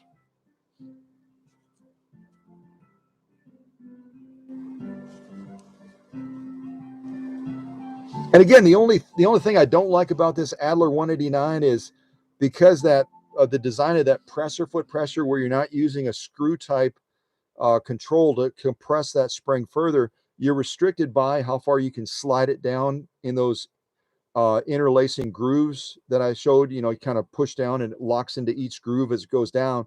When you get to that last groove, that's as far as you can go.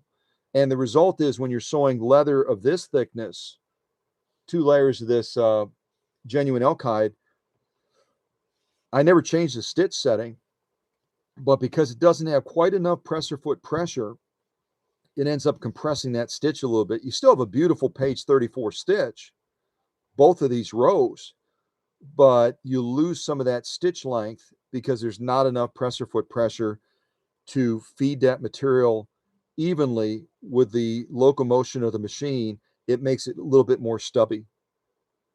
And that's strictly a product of the presser foot pressure. And I've got it at the max right now, so we can't go any higher. It is what it is right there.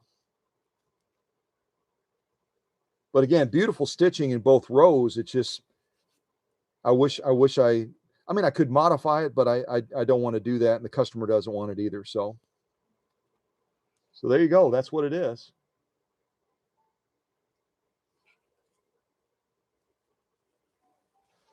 All right, enough showing you what we already stitched. Let's do a little bit more stitching. Let's do that.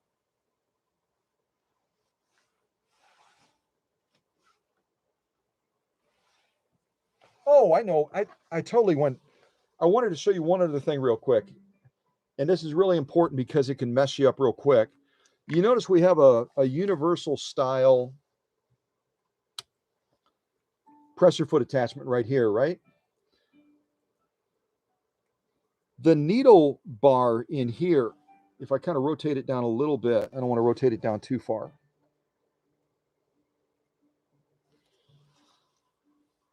See if I can get it on camera. That would be really cool.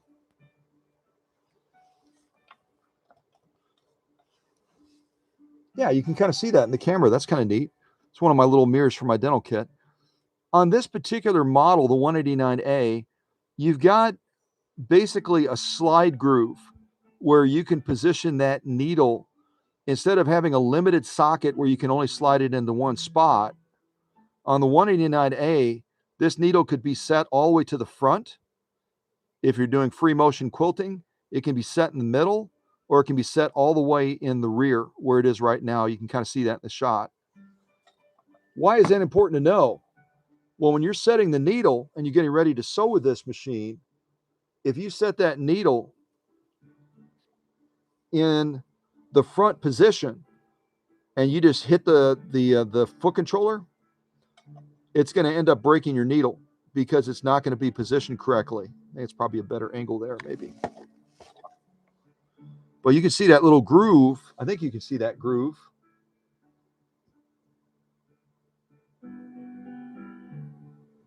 Trying to look, make sure you can see what I'm seeing here.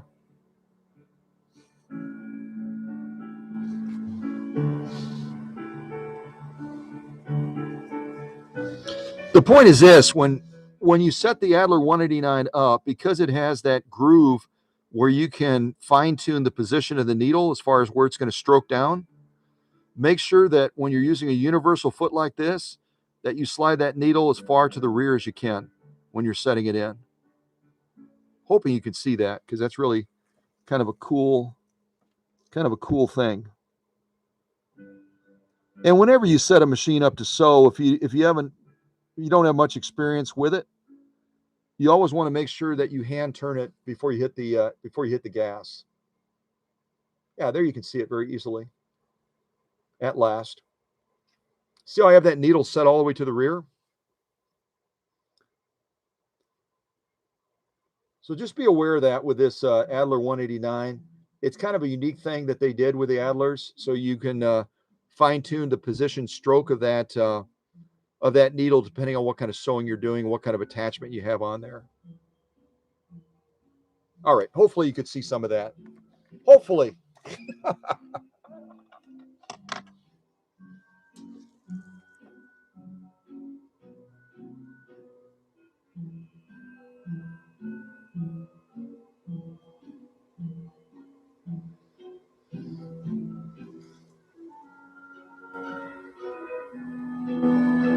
Okay, that sounds cool, Bry guy. So you made a stuffed animal, and then you made an apron after that. Very nice, very nice, very cool.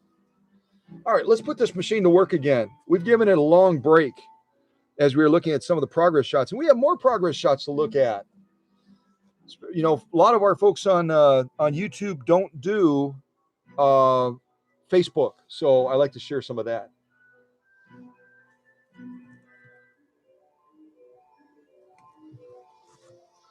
Bry guy, did you tell us? I probably missed it because I have not been looking at the chat. So forgive me if I'm asking a question that you've already answered. But did you tell us where you're located, Bry guy? Just curious.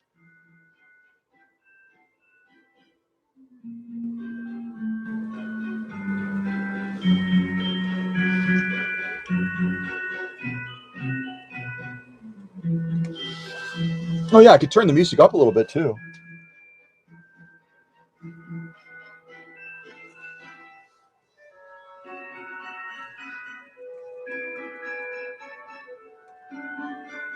Oh, okay. So, isn't this fun? Isn't this fun on a Saturday? Other people, who knows what they're doing? Maybe they're washing their car. Here we are in this live stream, kind of checking out this cool Western Germany Adler 189A. And we've got friends from Canada. We've got friends from, from Finland, from India, from Switzerland, from Florida. Oh gosh, I love this is so much fun. It's so much fun. All right. Blah blah blah. Let me see if I can get some more leather. Again, I want to make this a leather fest because it's an Adler. So let me see what else I can sew here. I'd like to maybe I could do some cowhide or something. Let's see here.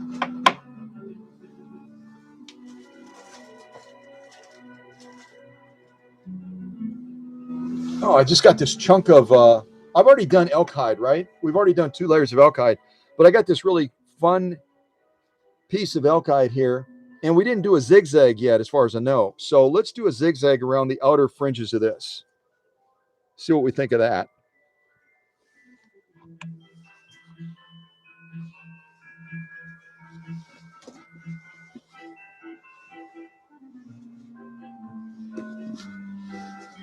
All right. So to set it up to do a zigzag on this Adler machine, right now we have a straight stitch. You can see we got that set on 0. Move this light around. We have it set on 0 right now.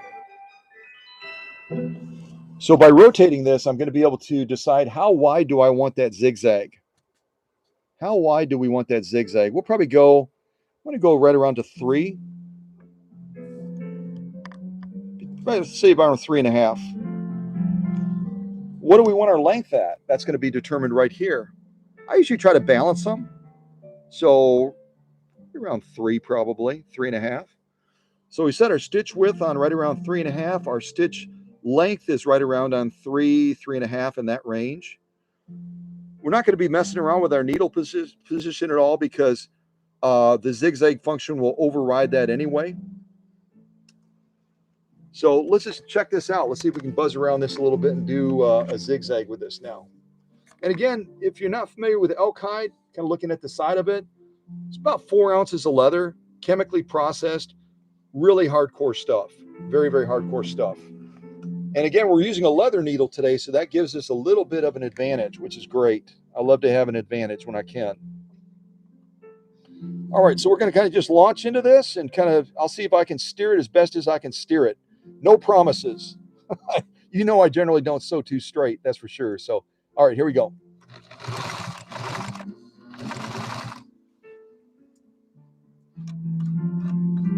All right, get pretty close to that edge.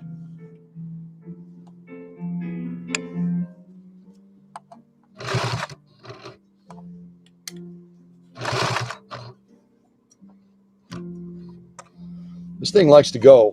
This thing likes to go. That's for darn sure.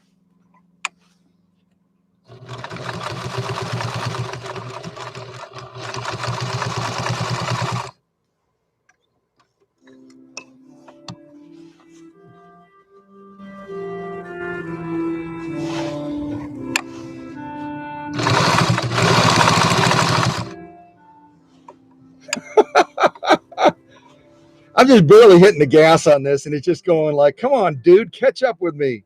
Catch up with me.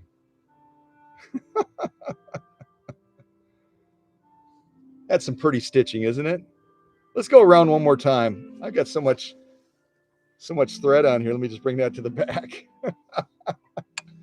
All right. What we'll do, though, is we'll change up the settings a little bit to make it interesting. So let's see here.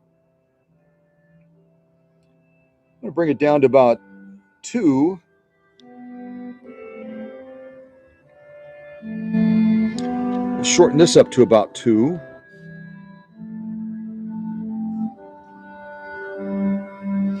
Two and 2.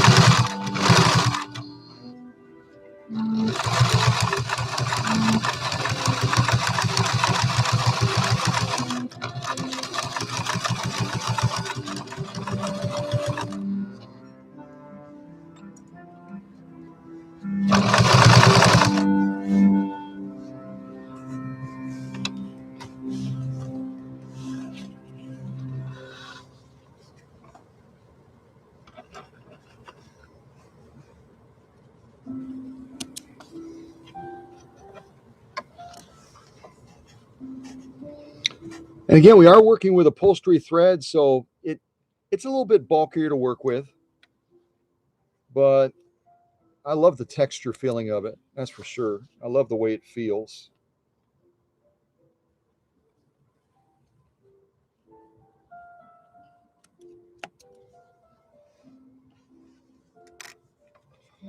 So nothing fancy, just a little bit of stitching around. You can tell kind of where I made my turns, where I kind of lift the presser foot and all that. Just a little bit of buzzing around just for fun. It's our lock stitch.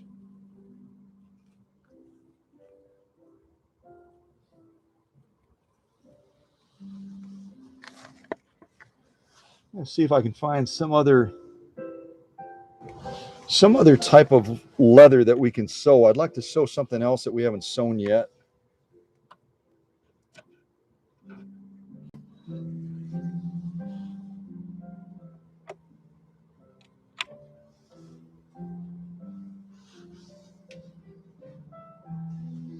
You enjoy the Christmas music, and I'm going to see if I can find some other leather real quick.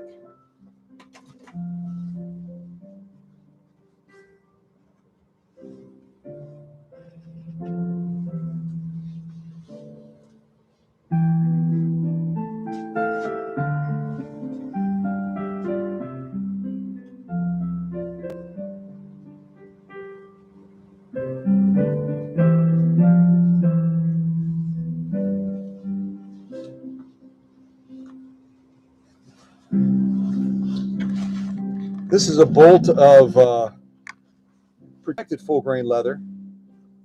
So I'm going to cut off probably about, I'd like to make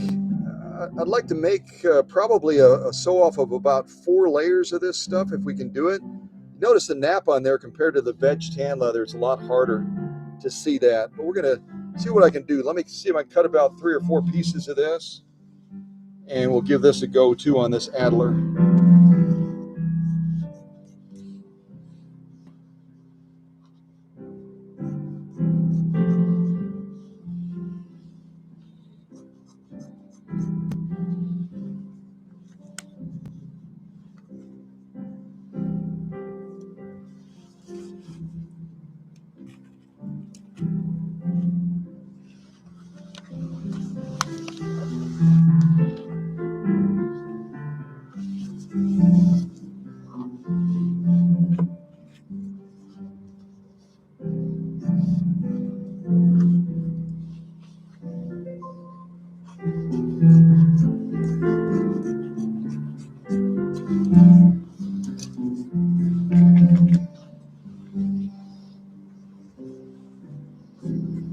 I'm going to go for 3 layers. Let's see, I'll match it up against that one.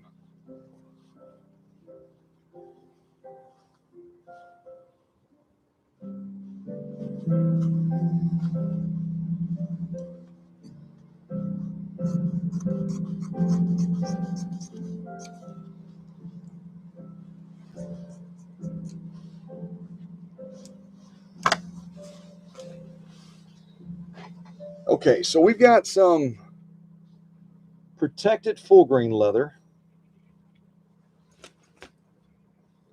You look at and you notice it, depending on where it's cut from the hide, you can have something as flat as this for a nap, or like this is just totally different. Look at those two side by side. So I'm probably going to put this in the middle so that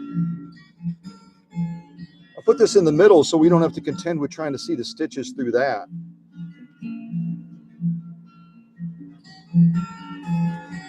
And put that like that.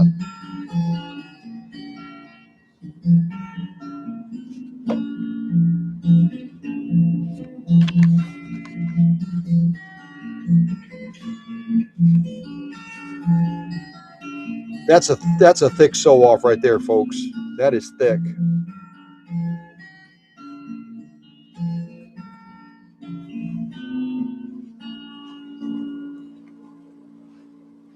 All right. And I'm going to do almost like a relay tip thing this time. Instead of trying to steer it, I'm going to go down, make my turn, go back, go down, go back, go down, go back, zigzag all the way down. Matter of fact, we'll probably do a zigzag.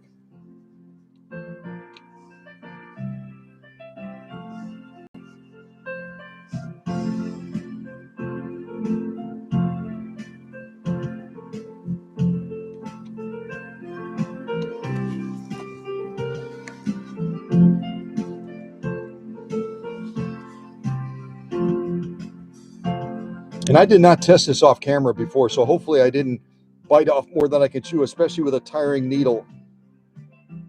All right, let's see what we get.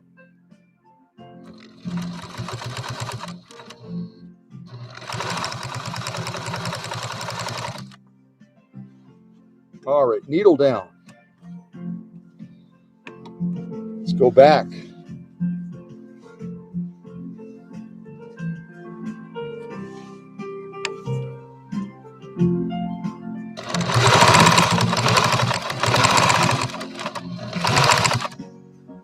Needle down.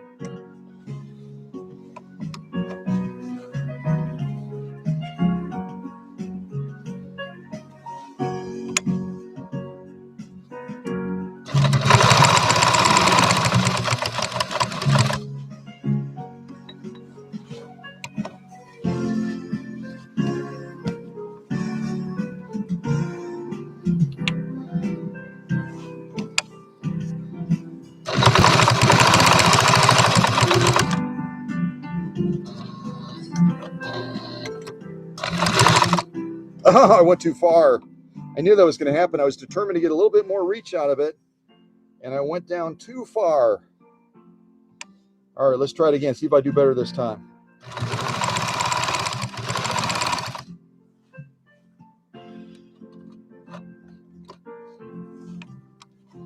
All right, my final row. Yeah, maybe one more row after this.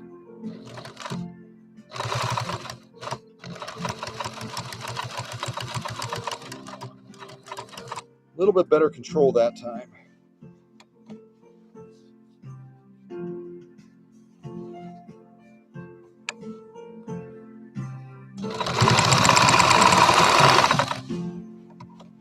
I wanted to end to that song, so I kind of zipped through there a little bit. That's okay.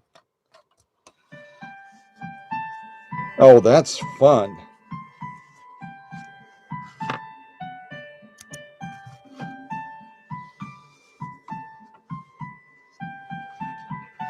Again, this is powered by a 1.3 amp motor that was made in the U.S. in Racine, Wisconsin. And what do we just sew through? 3 layers of protected full grain leather. About 14 ounces.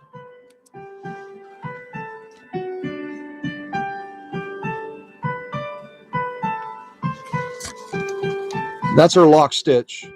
And again, we're sewing with a size 90-14 needle. I almost created like a little crisscross here. That's kind of fun over there, isn't it? 3 layers of protected full grain leather, sewing with a 90-14 leather needle and upholstery thread. Not the perfect mix, but I like it. I like it a lot.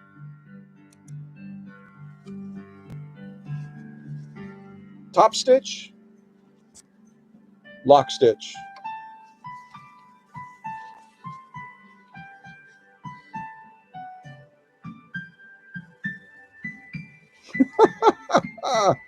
Oh, that's fun.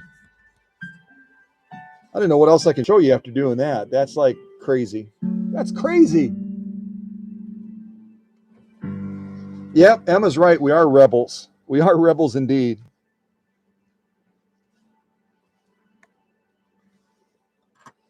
Yeah, I hate to waste this leather unless I go over it like one more time.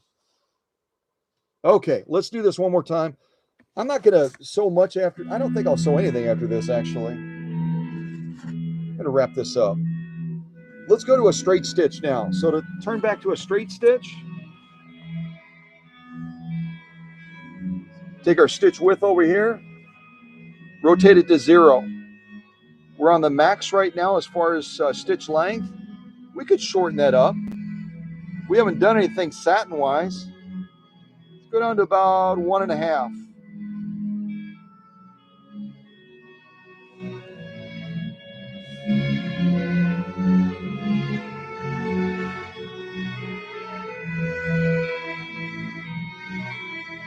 I don't think that camera's focusing, is it?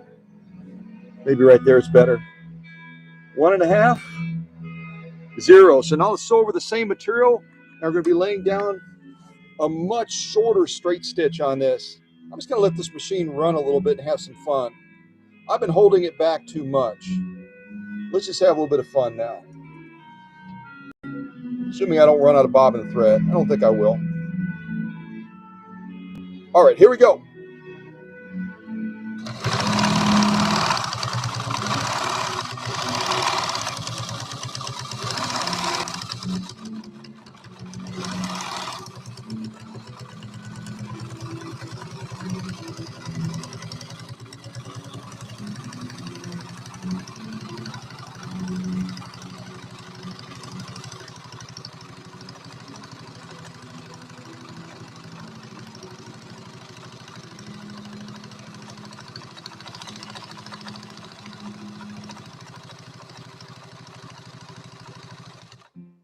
Folks, the machine is making it look so easy, and that is sewing a satin style stitch through 3 layers of protected full grain leather. I don't even know what to say. That's insane. And what a beautiful looking stitch too. Look at that. Isn't that fun?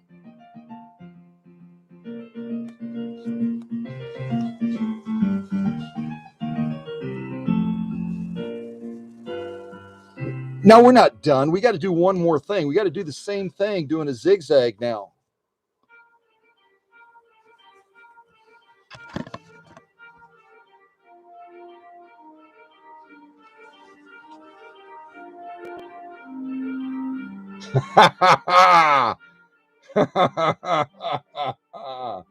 Oh, that's so much fun. All right, let's do it with a zigzag now. Let's do it with a zigzag.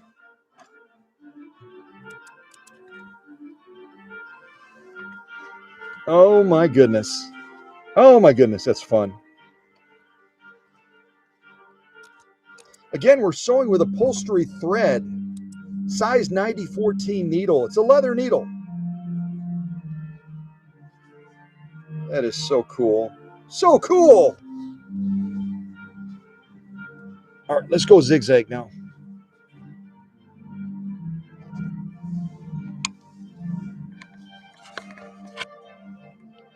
Short zigzag right around 2. Let's leave that the same. 2 and 2. Yep. All right.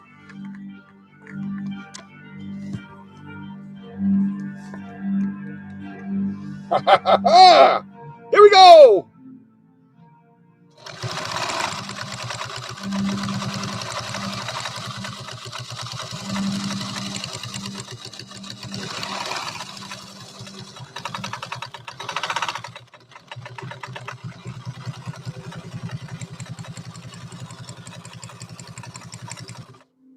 I didn't check. I hope I didn't run out of bobbin thread. I don't think so.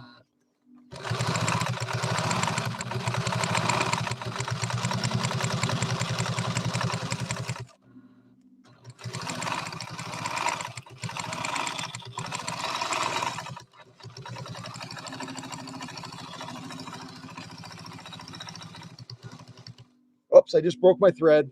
Oh, let's see what we got before I broke it anyway. Oh, that's funny. Look what I did. I was putting so much pressure on it. Upholstery thread. But when you go over the same thread multiple times, you're putting a huge amount of strain on that thread. And it finally said, okay, I'm upholstery thread, but you pushed me too far, Scott. You pushed me too far. All right, let's see what we ended up with. And then I'll rethread the machine, which is okay. Oh, that's fun.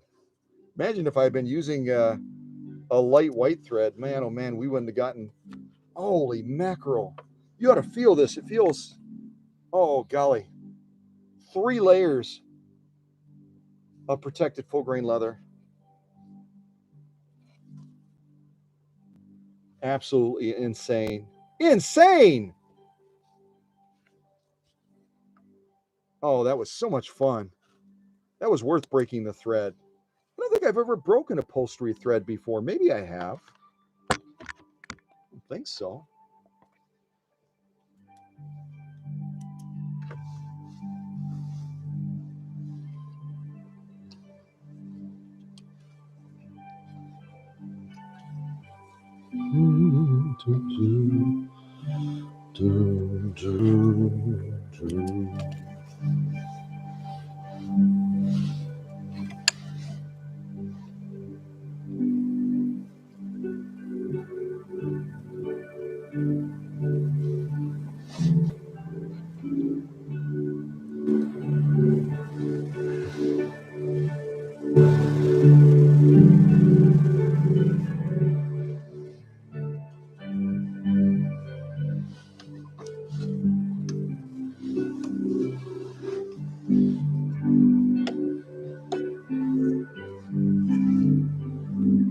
Oh, I see what else. So you can see so much more than I can. Did I run out of bobbin thread? Maybe I did. That could explain part of my challenge. I wondered if I was going to run out of bobbin thread.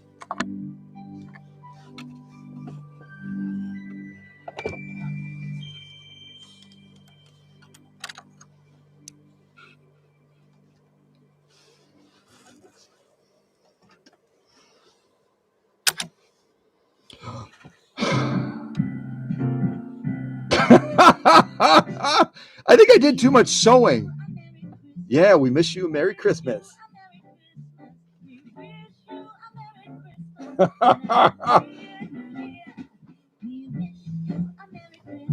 We ran out of bobbin thread. I thought that might happen. So I had another one just in case.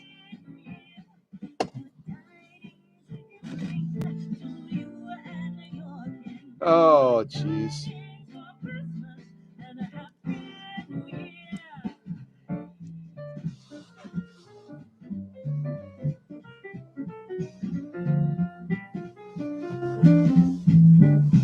And what I recommend, since we did a lot of sewing on this, and these tend to dry out, especially when you're using upholstery thread, is I'll usually take a little bit of machine oil on a cotton swab or on a Q-tip, and I'll just add a little bit of extra moisture to the inside of there, which we'll do right now.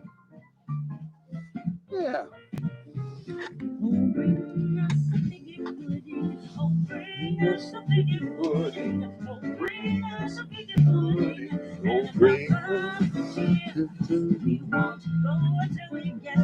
We won't go till we get some.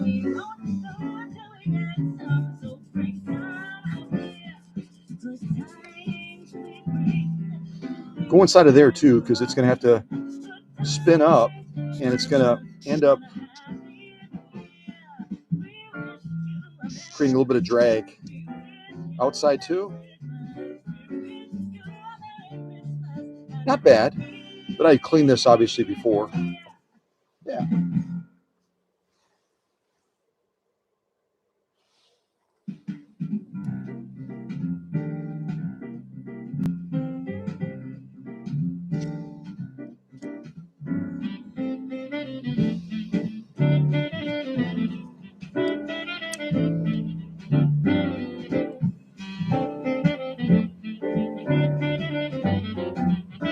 When you're pulling on thread like this after you threaded a bobbin, you should get about 3 ounces of resistance on there.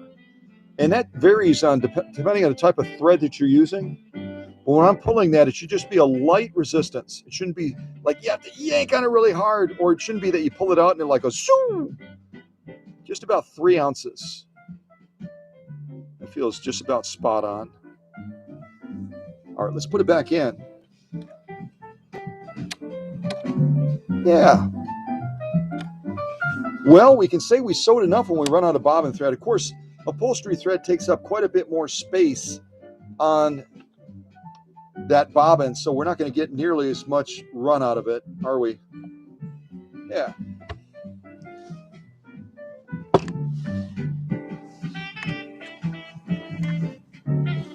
All right, so we're going to pull that thread up again, hold on to this, rotate that balance wheel.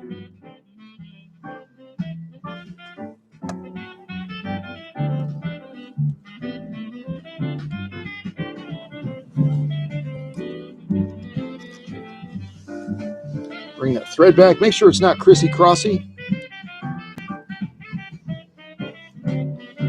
Perfect. All right. Well, that's good. Now when I ship this machine eventually, it's going to have plenty of bobbin thread since we wound that second one.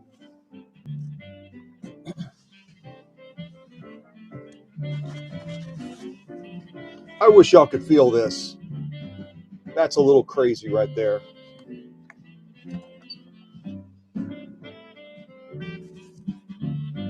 I'll throw that back as a pass. Oh, what else can we do? What else can we do?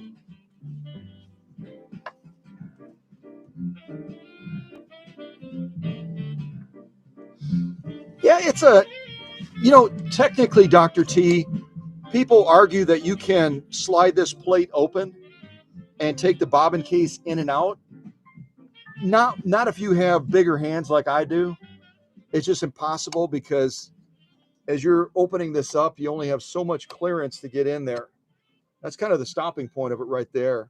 So for me, it's instead of trying to wiggle my finger in there and probably drop the bobbin and all that, it's just so much easier if I just rotate the machine back and just get to it that way. Because then you got a clear shot,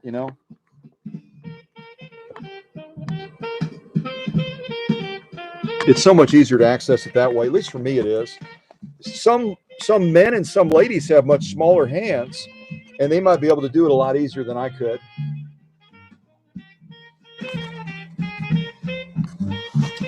All right, I'm gonna see if I can find anything else interesting. Hold on. Enjoy the music. We got some good jazz Christmas music on right now.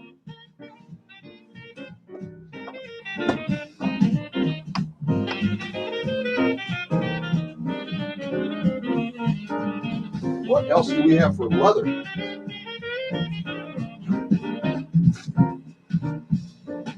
Oh, yeah, we can do that.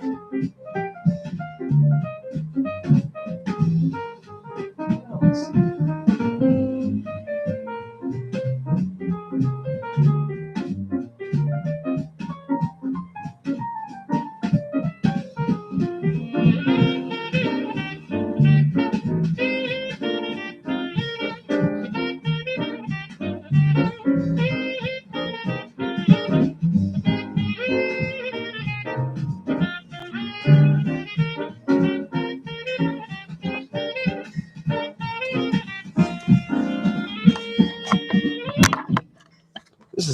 This is another type.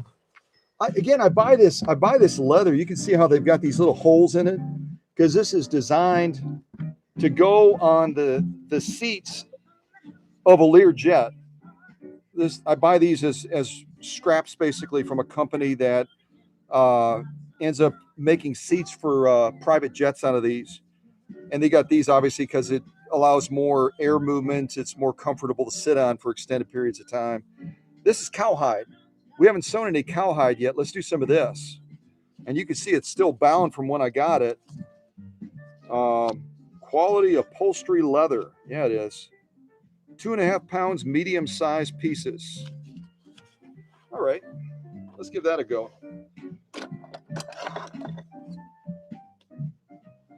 At least I'll get it set up, and then maybe we'll look at some more progress shots. Oh man, I wish you could smell this. I wish we had smell-o-vision. This smells so good. Oh my gosh.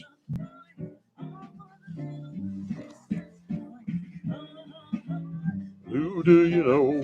Ho, ho, ho, who do you know? Click, click, click, down to the end. Oh, St. Nick.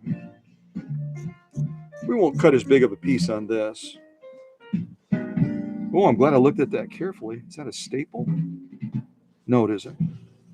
Thought they had a metal staple in there. You don't want to be hitting that with a leather needle. The only thing I don't like about certain leathers is it molts. It drops all kinds of leather remnants all over you.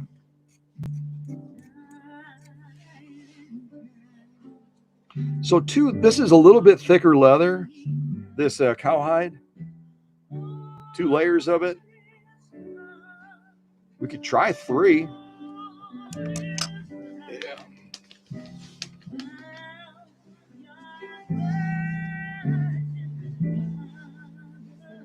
Has anyone started Christmas shopping yet? I'm just curious.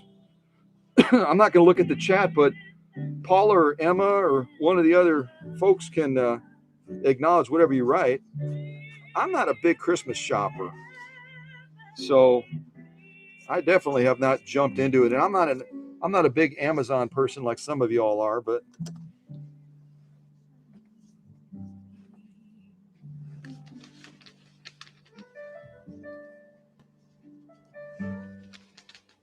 yeah, it's like it's snowing in here with this part of that grain. Just you can see it all over my hands too.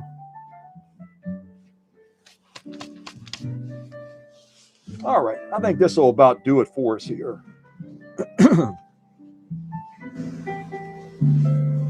And we're just going to let this Adler have some fun again. I'm debating if 3 might be a little bit too much. That's close to 18 ounces of leather. Can you see that in the shot?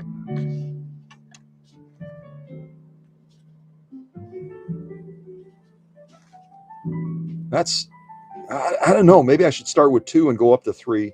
What do you guys think? Should I just jump right into 3?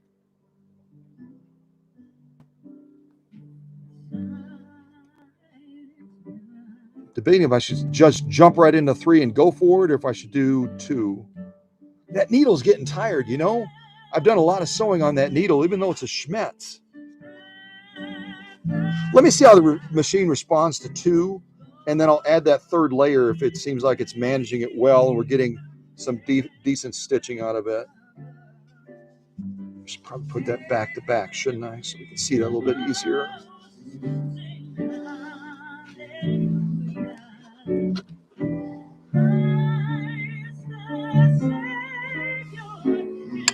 All right, that's 2. That's 2. That's 2. That's 2. All right, let's see how this machine likes 2 layers of this genuine cowhide. If it's easy peasy, we'll throw the other one on straight away. All right, here we go.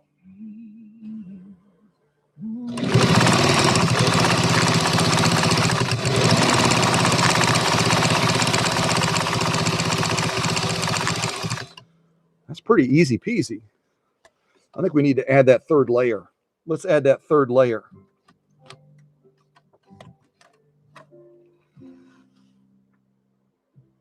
Oh, wow. It's making it look easy. Easy peasy.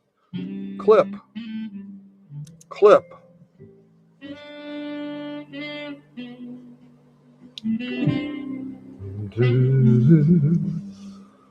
Oh, that would be fun too. I hadn't thought about that. We could do a little bit of variation in the stitch width too. That would be fun.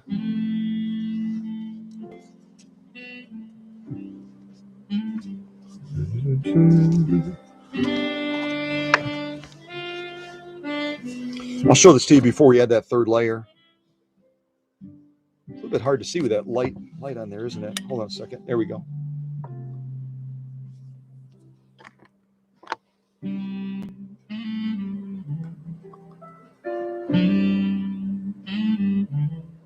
It's kind of weird to look at leather with all those little holes in it, isn't it? That's just weird, but whatever.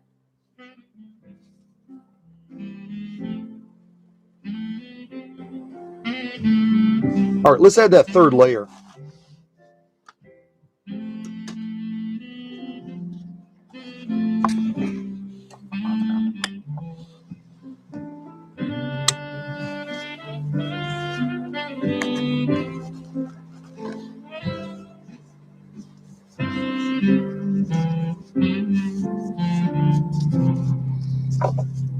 Yeah, that's what I'll do is I'll put this fresh side up.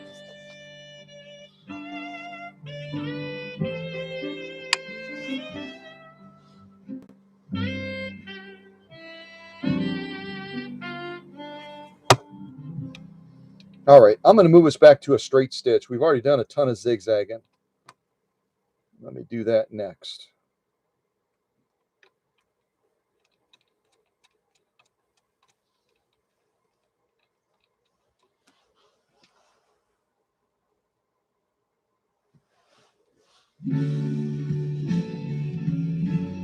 All right, here we go. It's our last sew off. I'm hoping I didn't overextend myself here with 3 layers of this. This is a little bit scary. Let's see what happens. If I break a needle, I'll put another one in. Here we go.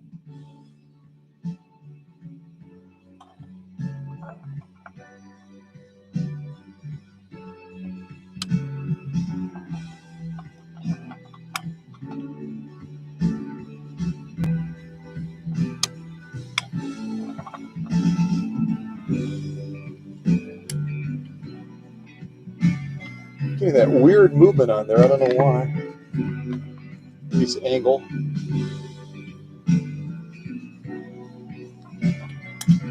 All right, here we go.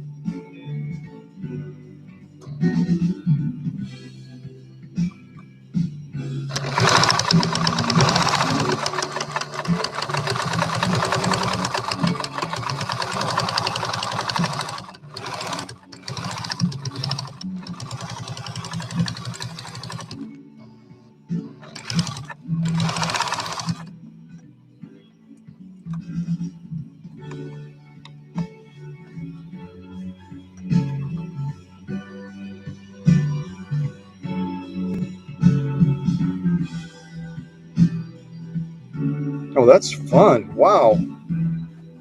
Wow.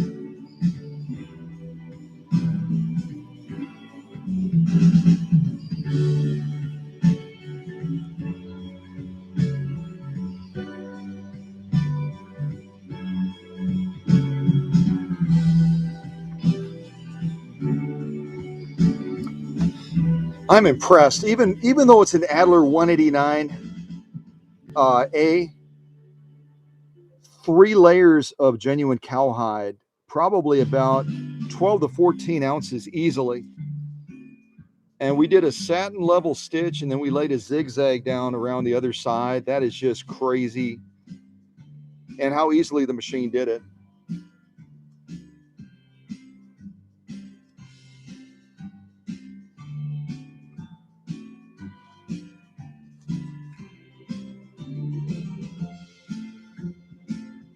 Very, very nice. Wow. Let's take a look at our sew-off sandwich.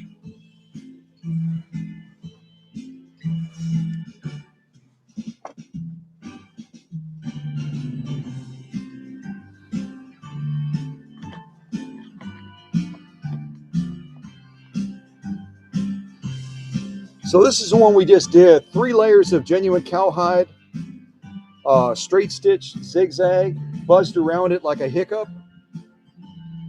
We also had done 3 layers, 3 or 4, 1, 2, 3 layers of protected full grain leather. Kind of look at that from the side.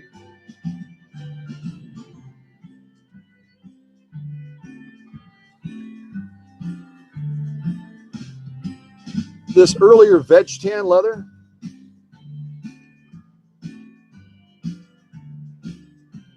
Saddle grade leather. 2 layers of that.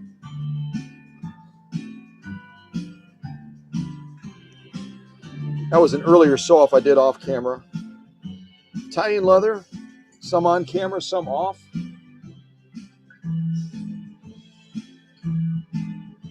Elk hide.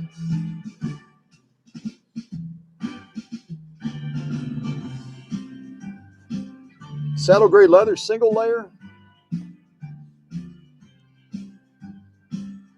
Veg tan leather, it looks like. That's some of the earlier sew-offs with the other thread.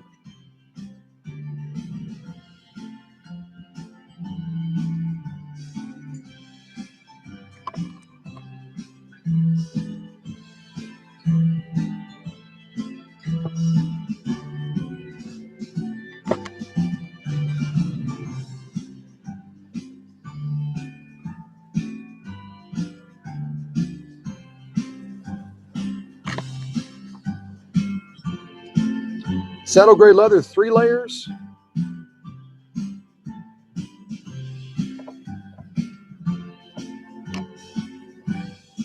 Elk hide, 2 layers.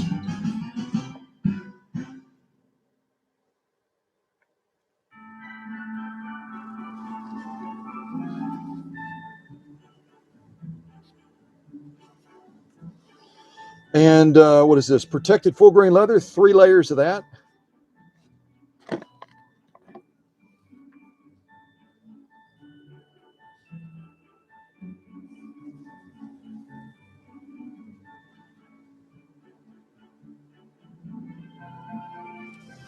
Folks, that's what a sewing Olympics looks like, both on camera and off camera.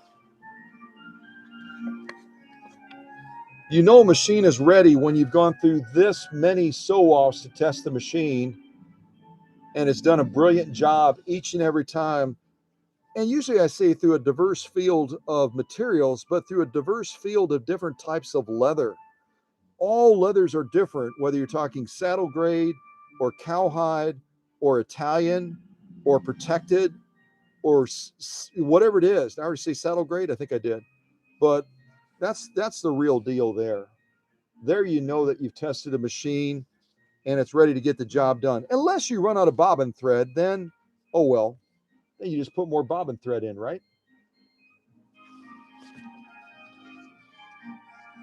So I was going to continue this by showing you more progress shots because I got a ton of progress shots to show you. Well, we've been running over 2 hours already. So I'm going to invite you to go to Facebook and to check them out so that you can get a feeling for all the steps that this Adler 189 went through to get ready for this premiere live stream today. And these are a fabulous machine. I like them a lot. They're a little tricky to work on, but once you get it running well, apart from the limitations of the presser foot pressure, it's a fabulous machine. And I'd encourage you, if you have a chance to pick one up, to go ahead and do that. They are an expensive machine to get, though, I'll tell you that right away. And they're really hard to find. So that's it. That's it. I've got more progress shots I could show you over there, but we run long. So y'all take care. Happy Thanksgiving. And I appreciate all of our international friends that were a part of this today, from Finland, from India, from Canada, from Switzerland. Did I forget anybody? Any rate, y'all take care and stay tuned for other premiere live streams. Yeah.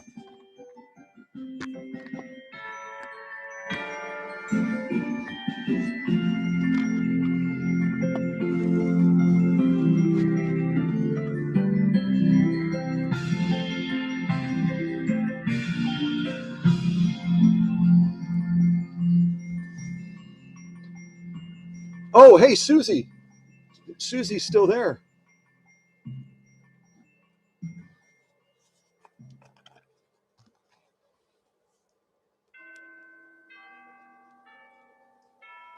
Susie from Minnesota picked up a bunch of these for me because she knows how often I wash my hands. And I've been using this, and I just saw this sitting off to the side, and I wanted to mention that before we signed off. Thank you, Susie.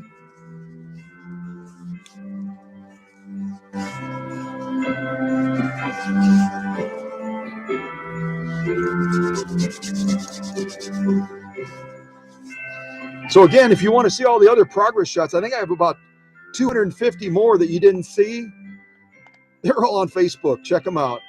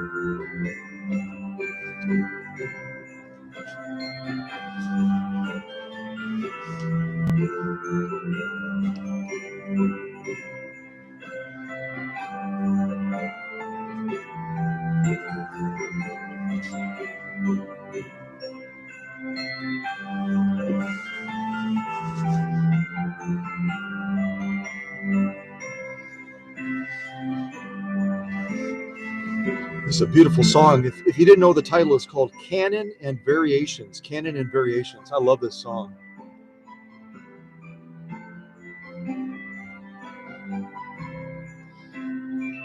Oh, good. I'm glad, Bry Guy, you enjoyed it. Bry Guy is our friend from Canada. Yeah, it is good stuff, Susie. I love that. Thank you again for getting me that stuff from my hands. Even on an unboxing, sometimes I get cracking on my hands, and that's really a great thing. Well, I've got to say this.